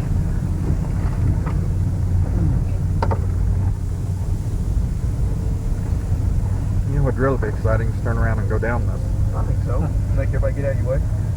Or back down it. That'd be more exciting, wouldn't it? Didn't somebody, or I don't know, seemed like somebody told me that when they first had this road built, the old Model A's, Model P's had to back up over this because they couldn't pull it. Probably did, because they wouldn't pull it like this. Yeah, they said they used to back over this thing. We used to have one that didn't take much to yell to get back up. Can you imagine backing up this road and Oh, I meeting could. other cars coming down at that time? Oh, that was Model A's, most of them Model P's. Was it? You'll see some pretty cloud cover. We haven't had any sun. That looks cold, doesn't We're it? at the Alpine Visitor Center. You see the poles there's pretty good? deer. See? Right, over right here. Right down over there. Where? Something small. Back up. Here I go again. Hang on. Back up and get a little close to the edge, please. Yeah, this is going to be fun. Why don't you shit? Don't you just get out there and get it? See him right down there? There they lay, right there. There's 3 of them. Hey, right down there. Where? Hey, you're far enough. That's goats. Oh, I see him. Yeah, there's goats. That's them same thing. No, it ain't them. No, them's deer. Make sure you put it in drive before you decide to take off. Okay. Okay, folks. Once you zoom in on them, I'll get out and boost them so we can see them. There's 3 of them. Yeah, me too. No, leave them alone. Why we can see There's them. 1, 2, 3 laying right there, folks. $3. Mule deer. Come back Now. up here and get all 3 of them in.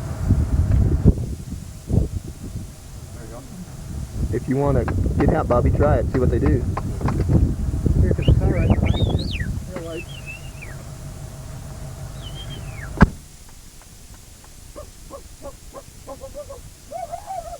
Hey! You can tell they're really scared of Bob. Hey! Hamburger! That one's almost Deer looking burger. at. You think they're not tame? Those are all 3 bucks we're looking at, folks. See them? Car behind. Car behind you, Bob. Hey, Yeah, he's that's pointing. Steve. There's some wildlife behind us too. Yeah. Nice light. You see Let's- them?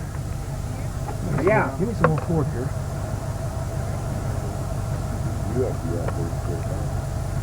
I'm getting what I need.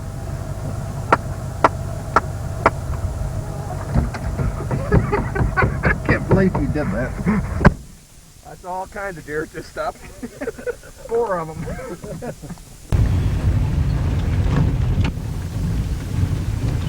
That's probably the one that comes up here after everybody leaves. Civilization. We come by here one night coming back next garden about 9 o'clock or 10 o'clock. Look at it, a whole herd of them up here. Let's get some wood.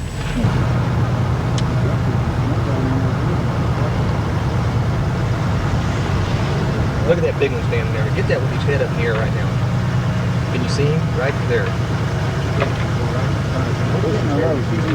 Okay, hang on. That's such a beautiful rifle. He's getting ready to go, boy. Richard, give me your pistol. They're getting ready to run. I don't know which one. Oh, there he is. There they go. There he is. You can't pick him out of that crowd. You got a beautiful shot.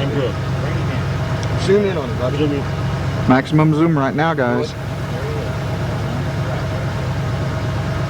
Oh, that is beautiful. Now you can go, get out with your binoculars again if you want to. Just tell Steve. He's hurting him. He sure is, ain't he?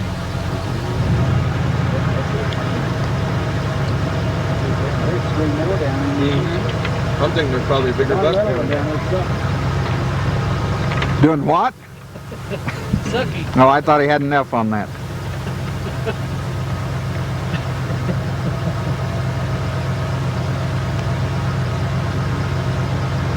Let's see, what's that right there? Anything?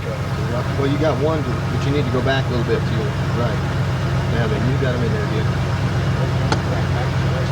Well, I was trying to see how many was all together. I guess that's it, isn't it? About 11. That's it. What was you had the other lens on your camera? Zoom in on it. It's laying right behind the seat. How do you work it from? Here, can somebody take this one? Hang on just a second. D, right behind my seat's a black case. Somebody hand it to me. Well, you're way there.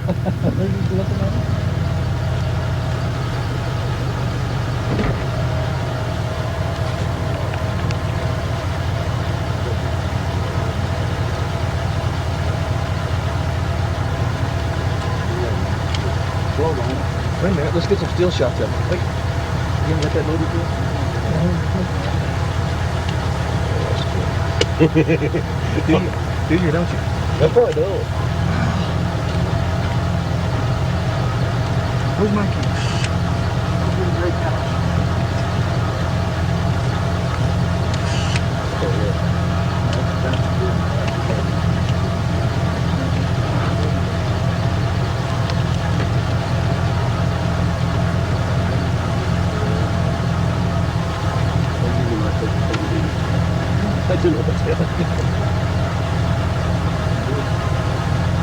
Did you put the regular lens back on, or has he still got zoom lens?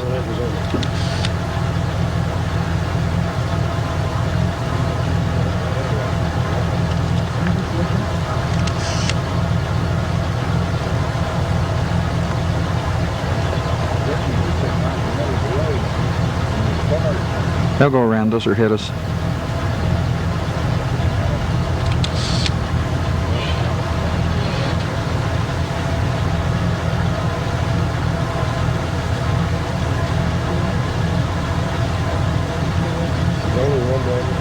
Two. We'll get one on the screen.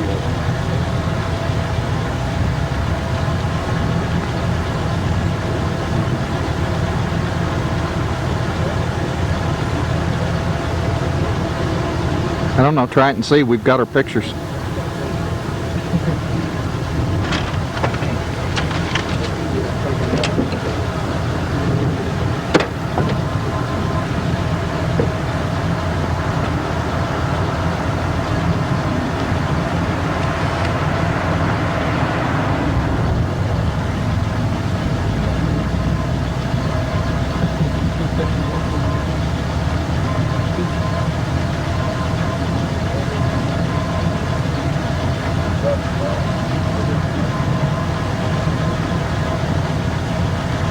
He says, is it time to go? A lot of meat on that second one.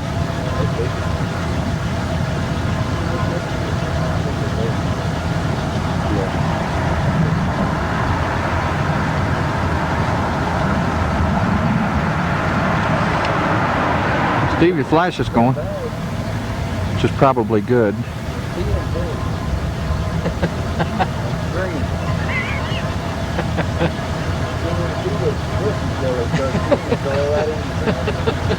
Are we getting all that Baba? I hope not.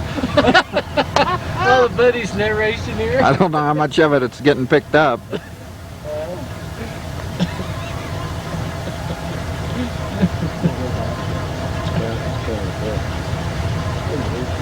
Your bag?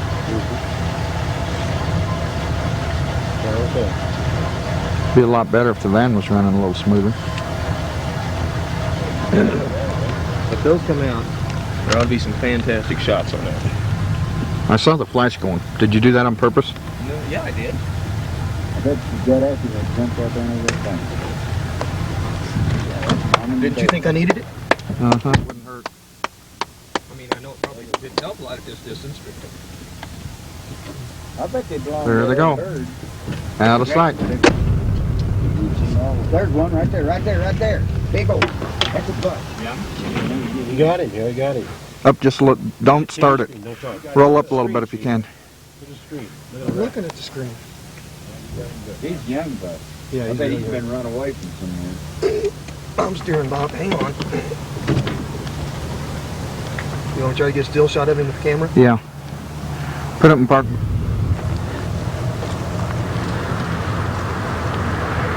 Two big bucks. Yeah, and I didn't get much of them. There they are right up They're there. over there. They're right here. They came over the hill. Yeah, Yeah. they just right up. Well, they're just not going. He's still there, you see. He's pretty Not- good size. I'll never get a good shot of him, but Yeah, he is. at this distance. He stopped right there. See him? Yeah, I see him, but I'm not getting pictures. Right here. Too deep. Where's the other one? I gotta get us off the road a little bit. I gotta get us off the road a little bit. I still only see two. Right over here, looking right straight up at the behind us. He's going to work now. Yeah, that's all I see. These are just deer. Huh? Well, if I can see the third one, I'll film him, but I don't see him. He's to the right of these two. A little bitty one, Bob. Oh, the tree's in my way. That's why I can't see. I'll pull forward, maybe. There he goes. The tree's in my way. Where you going? You're getting a good view right Okay. here. Bob, Buddy don't realize, just... Buddy, there was a tree between me and him. That's why Bobby wasn't. watch the TV, Uncle Buddy. Here, look right here, Uncle Buddy. You can see all of them real plain right here. Look through my glasses. That's looking for. Well, this thing's dead. We're gonna have to hold. I can start it with a bob in you. Do you want, if you want to get out and do some camera shots, go ahead. I've got a, I mean, if they break now, I've got some good shots of them. They look like I don't see no buck. Oh yeah, I see his left hanging down there. I can follow him though.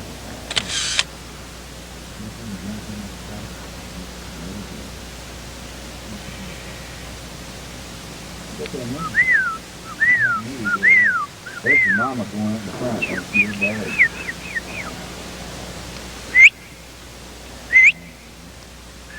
Ain't no buck there, really? Yeah, see the tail? That much.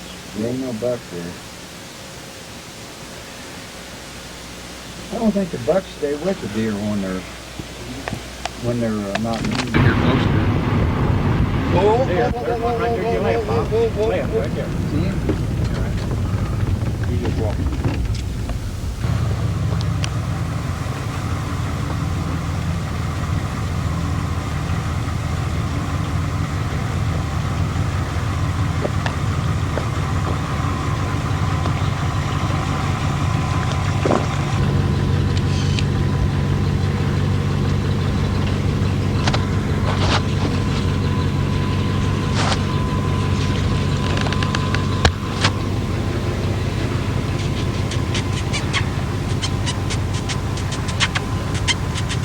I think he's going to come over here.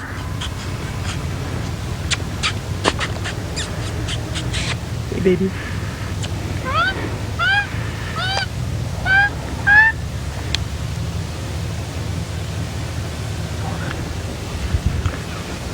How close you can get now? Walk to her.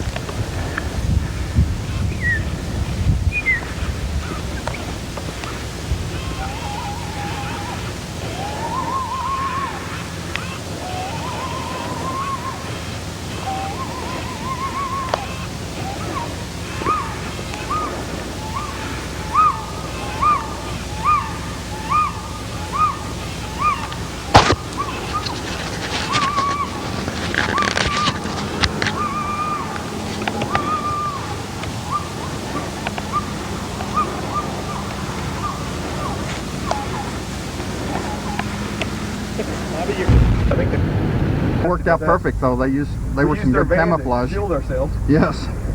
When did that, Steve? I got, how close did I get to him, 10 Steve? foot. Perfect.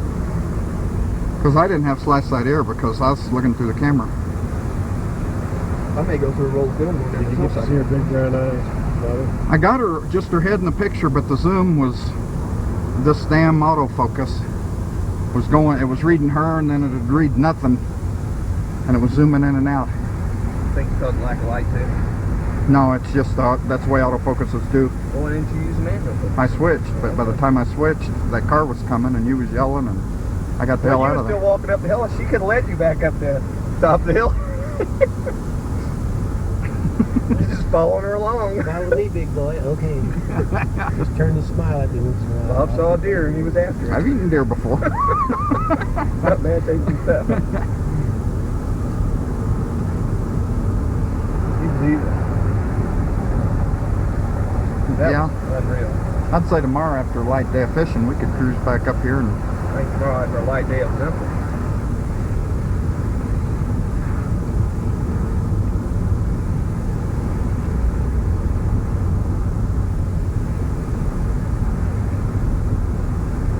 I can't believe the wildlife we've seen. We leave park about 5 o'clock. Because it's 7 right now. Drive up to the top. Will it come out flat clear? Let me show it. Yeah, it'll look exactly like that. The thing you're going to have to look at is, you notice the green trees don't look green any longer. That's color goes with light. It's alright, at least we'll be able to see what we got though. That deer is gonna, that's unreal.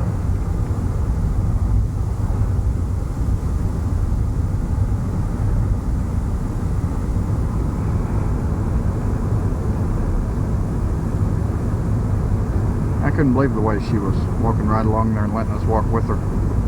Talk about tame. See her when I started doing that whistle, how she stopped Yeah. and looked at you again? I don't know if she liked that or not. I was afraid she was going to try to race you. He was hoping she'd try to come over and try to race. Would you film that? Heck yes. Make X-rated movies. He had to hurry because he only got like 20 minutes or 50 minutes left in his film. He just took excerpts. Yeah, I was going to say, shoot, you could have got out with the 35 and took still shots. I mean, if you got through each other, you get away from it. And that could have been dangerous. Could have got hooked right in the head. Or you might have smacked me out. That's what I was talking about. It's getting dark enough now that they could be up there. We may not see them. Yeah. Much less be able to film You got to them. be right out on the road now.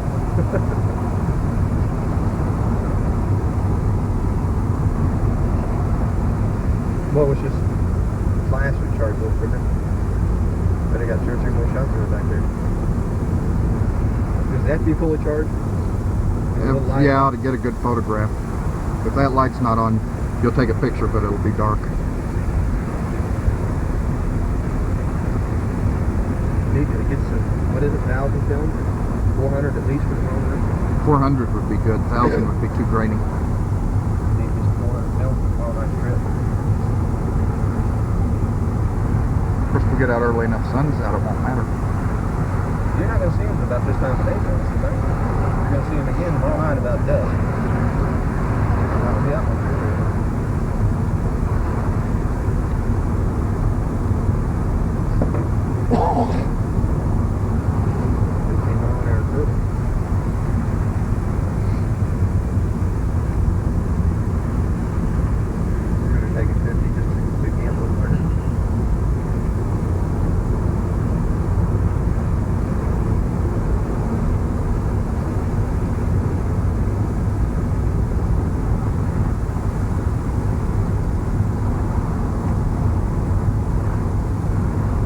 We went up here before, did you see him look like it before? We got back earlier last time, though. We got back in that camp. one time. Now it's coming way off. Wasn't that close, but it's off. Well, we've had some real good luck tonight. I mean, this is, Yeah. there's people that give their left arm and right nut to get something filming. We just got, Jesus, I didn't mean to say that. Right arm maybe, left nut never. You take some of these guys that are professional photographers, you don't give them a filter mat. You take pictures of them. Yeah, but they don't like show off road in their background, Steve. Some of them shots we've got doesn't.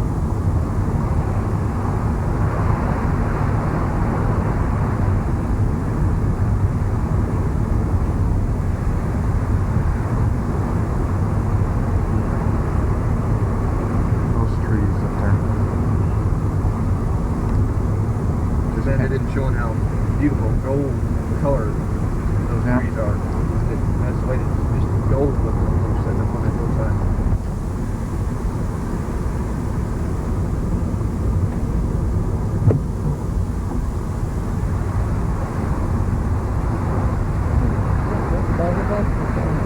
Holy! Well, let's get it back up. Let's take care of that problem immediately. We got all the people in front of us now, where they've been stopping up for a while. I don't see anything flying through. The way they're flying, they may not see anything. Well, that's good. Well, these 15 hour minutes.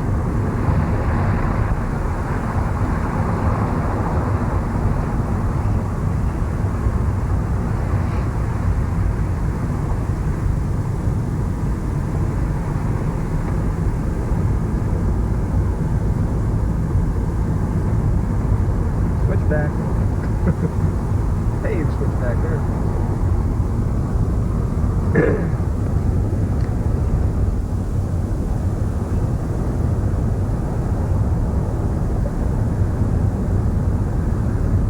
It's amazing how much you're still picking up. As good as you're picking it up. Yeah, it really is.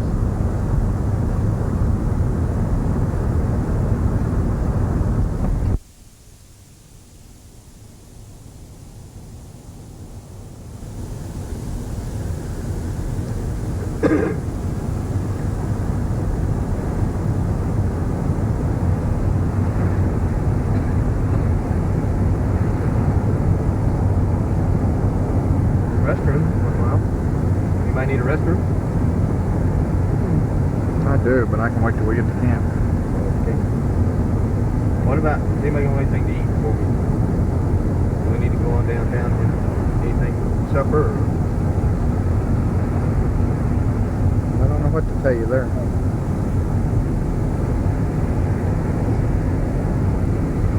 Anybody? Yeah. Yeah, what? I don't know. I don't know why I'm taping this. All I'm getting's the road.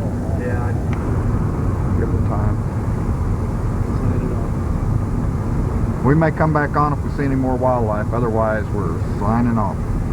We're still up in National Park, probably, what, 10 miles from camp? that's it. And it's just gotten too dark And for we us. decided to start talking about supper. We don't want you all to hear. That's right. We're getting a good picture of the roadway, but nothing of the scenery on the sides. We don't figure nobody wants to watch the roadway. So, sayonara. Camp. There you'll see Steve stirring up our dinner for tonight. That was the smallest pan we had in camp, or we'd have made a little bit more. There you'll see Dee. He's kind of saving some of the action for posterity. There's Bob taking a picture of me. There's Dee taking a picture of Bob, taking a picture of Dee, taking a picture of Bob, taking a picture of Dee, etc., so on and so forth. Wait a minute. Wait Now, a minute. Let me get in on Wait, this. Steve, go back over and stir the stew now. Oh, I want to get a picture of me taking a picture of you. You take As you'll see, we really rough it here. I mean, this camp is Camp Rough It. No question about it. There you'll see our electric toaster. There you'll see our coffee pot making coffee. Oh, what was that sound in the background? Steve Williams taking pictures. Hang on. Pictures for posterity. Now he's going to stir our stew a little bit more so it doesn't burn. What is that, a 2-quart pan? 2 quart. I think that's a 2-quart pan, isn't it? Yeah, right. 2-quart pan. Got the legs on the picnic table bent double. And this is Buddy. Oops, seems to be out of focus. That'll take care of it. A lot of that previous may have been out of focus. Looking good. What do we have in there? 7 packages of mixed vegetables, 1 package of green beans, 5 pounds of 2 meat. 2 packages of corn, 5 pounds of meat, 1 package of green beans. Get that? Yeah, I got the package of green beans. 3 onions, 2 onions. How many onions, D?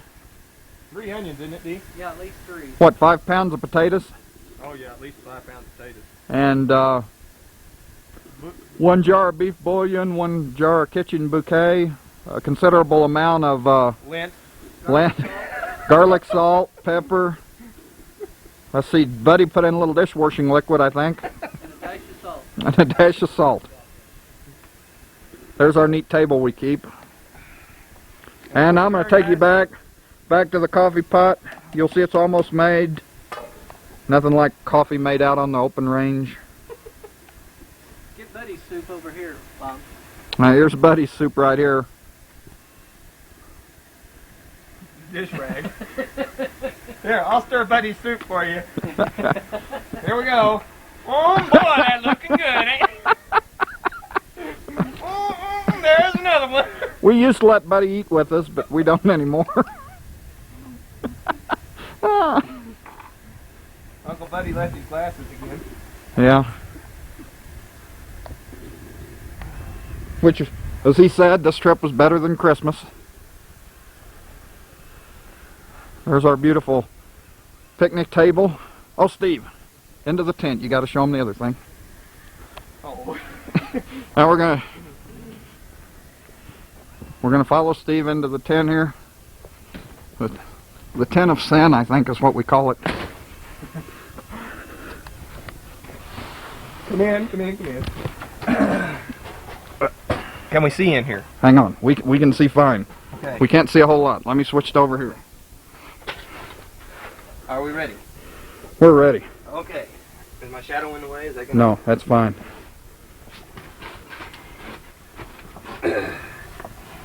That's a souvenir there that Steve has so graciously obtained. Okay. Back outside. Oh, no, Oh, something here. else? Over here. Something else? Wait. 1 cooler of fishes. 2nd cooler of fishes. Hang on right there. I gotta get close up with the fishes. Beautiful, beautiful. There can't be over 112 in there. Richard, studying this. We gotta be quiet over here, folks. Keep the noise down. Get a shot of the clothesline. See, Jenny, he really did study. All those things he told you were the truth. And Is that a Playboy down there he's looking at? Oh, no. I think he's got the penthouse. Probably listening to some god-awful music by Willie Nelson or somebody.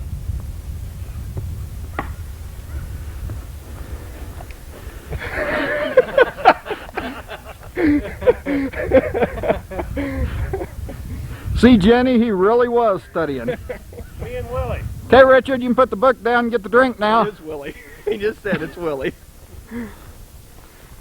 Let's show him the inside of the van. Let's go find Buddy No, now. let's show him the inside. Bobby. Oh, inside the van. 6 men after how many days? This maker Sheila. This makes Yeah. the 5th or 6th day we've been here. Just to show you, Sheila, we took care of things. I'd like you to see the inside of your van. And it's never, this is the dirtiest it's been. That's right. Excuse this, but we got away from us today. You'll notice no trash on the floors.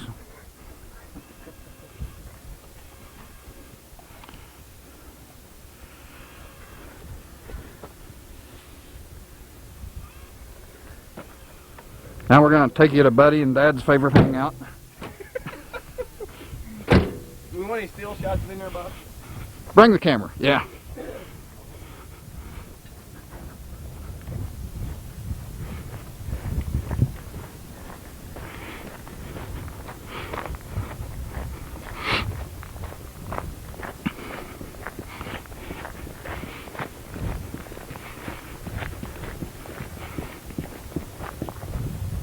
I think you must be rolling.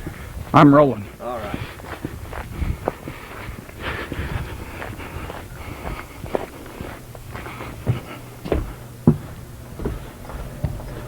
You notice a neat little sign there. And the other one says men folk.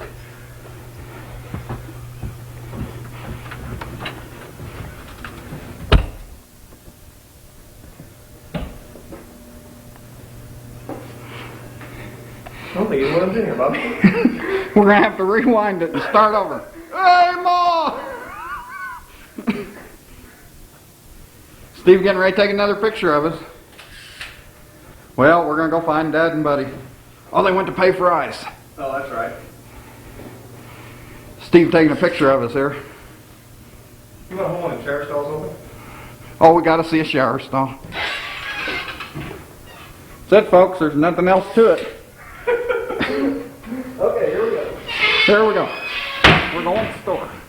I know it's sounding good in the background. That door slamming. Going to the store. Did you get a picture of the bunkhouse over there, Bob? Oh, Steve wants to get a picture of the bunkhouse here. We'll zoom up onto it. Oh, we can get them on the phone around here, Bobby. We'll come back to the bunkhouse.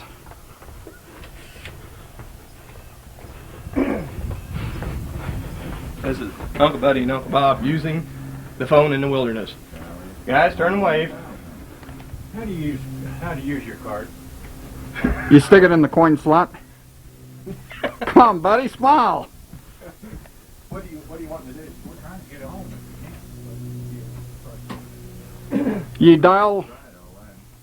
I'm going to turn you off here for a second. Help Buddy and them. There's a sign leaving our campground. It says hurry back. Well, we're going to show you around a little bit.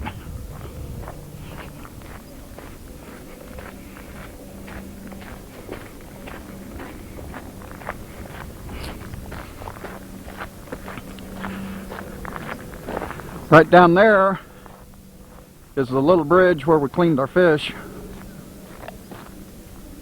We stopped and showed you. Then as I pan around, there's the entrance to our campground.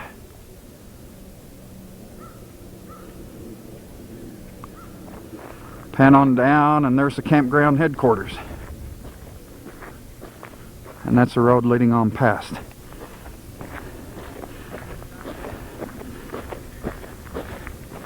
Now, as you go to the entrance to our campground, if you'll look right down there, you'll see our camp.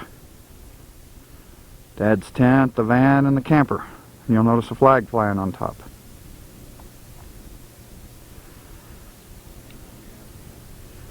Over to the country store. Don't pay any attention to me breathing hard. It's just lack of oxygen.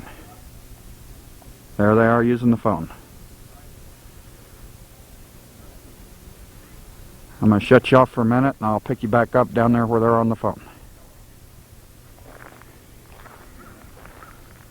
Actually, I may let you walk with me. Can't beat that, can you? Here's a little.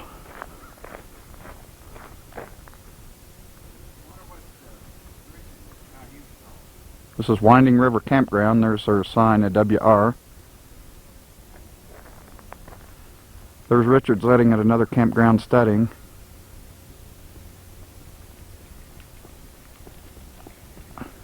I don't know what that is.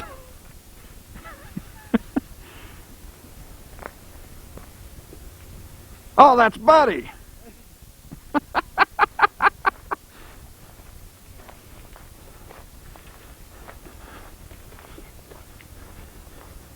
He's breathing awful hard right now, though. You'll forgive me for not holding this still while I'm walking.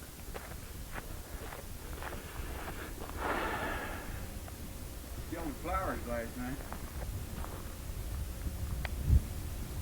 What did they say?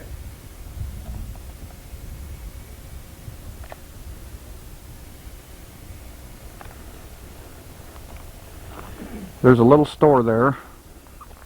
There at the very end is the bathrooms and showers. Fairly nice. Floor gets kind of cold. Other than that, it's heated. Sweep on around our camp again. There's a different angle. I got the trees and stuff out of the way. You can see it a little better.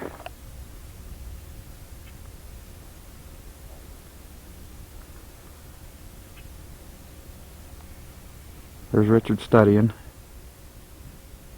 Dee's at camp cooking the stew. And we'll swing around. There's our hay wagon for hay rides. And there's where they keep their horses and mules and stuff. They had them here till yesterday. They moved them out yesterday. Over there? Two-legged or four-legged? Well, I couldn't much tell from your voice. We've been up here 30 minutes trying to get this phone working. Buddy ran across there. Got it there. Colorado. Well, we're just about 3 miles from the other camp where we was last year. This is Winding River campground. That's Winding River salute. You better not burn that stew. I'll bet. There's that's the only stupid one to come up here with this to work. That was Buddy's introduction to Richard. Play area real good, Bob. Here's where Buddy spends all his spare time. Get out there and swing. Buddy, show him how you do that. Get on the other end of that teeter top. There you go. Stevie needs some help. Nobody wants teeter with my daughter. Hey,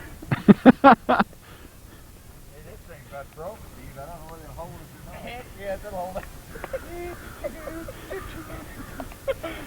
Yes, we have been drinking today. And by the way, the salute was thanks to Jay Neal. Yeah, Jay gave us that salute 3 or 4 years ago.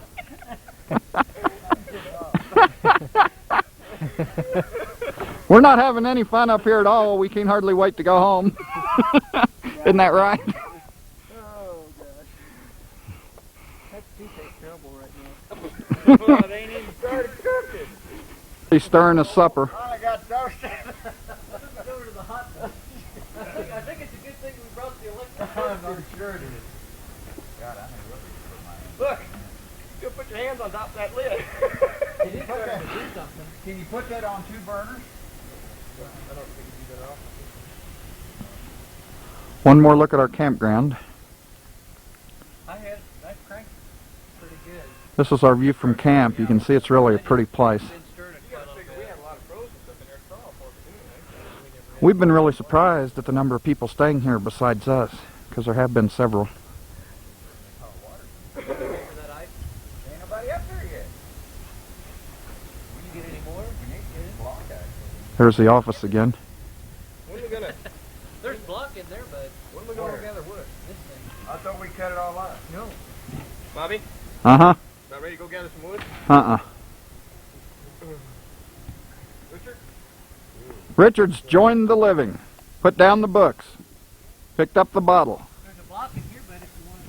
We could shove it up. See how that is. You'll notice we always seem to get a campground that's got 2 picnic tables. Haven't figured that out yet.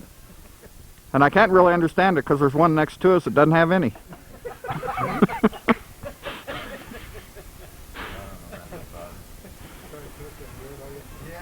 And as you'll notice, they're pretty full. Glad we didn't wait for that, though. What are we doing? Waited for that toaster.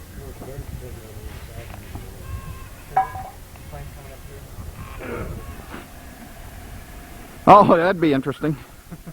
There's It's starting the to boil a little now. stirring our stew again. That's just bubbles coming off. Stuff. That's just for supper. If we'd have found another bigger pot, we might have had some later.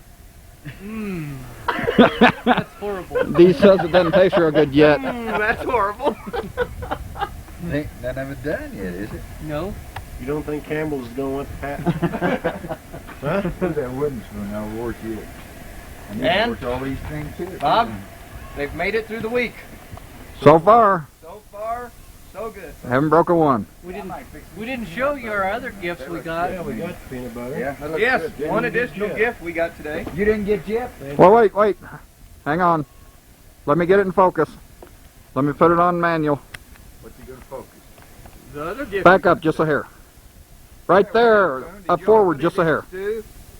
Okay, hold it. To a friend of ours, Claycomo Police Department.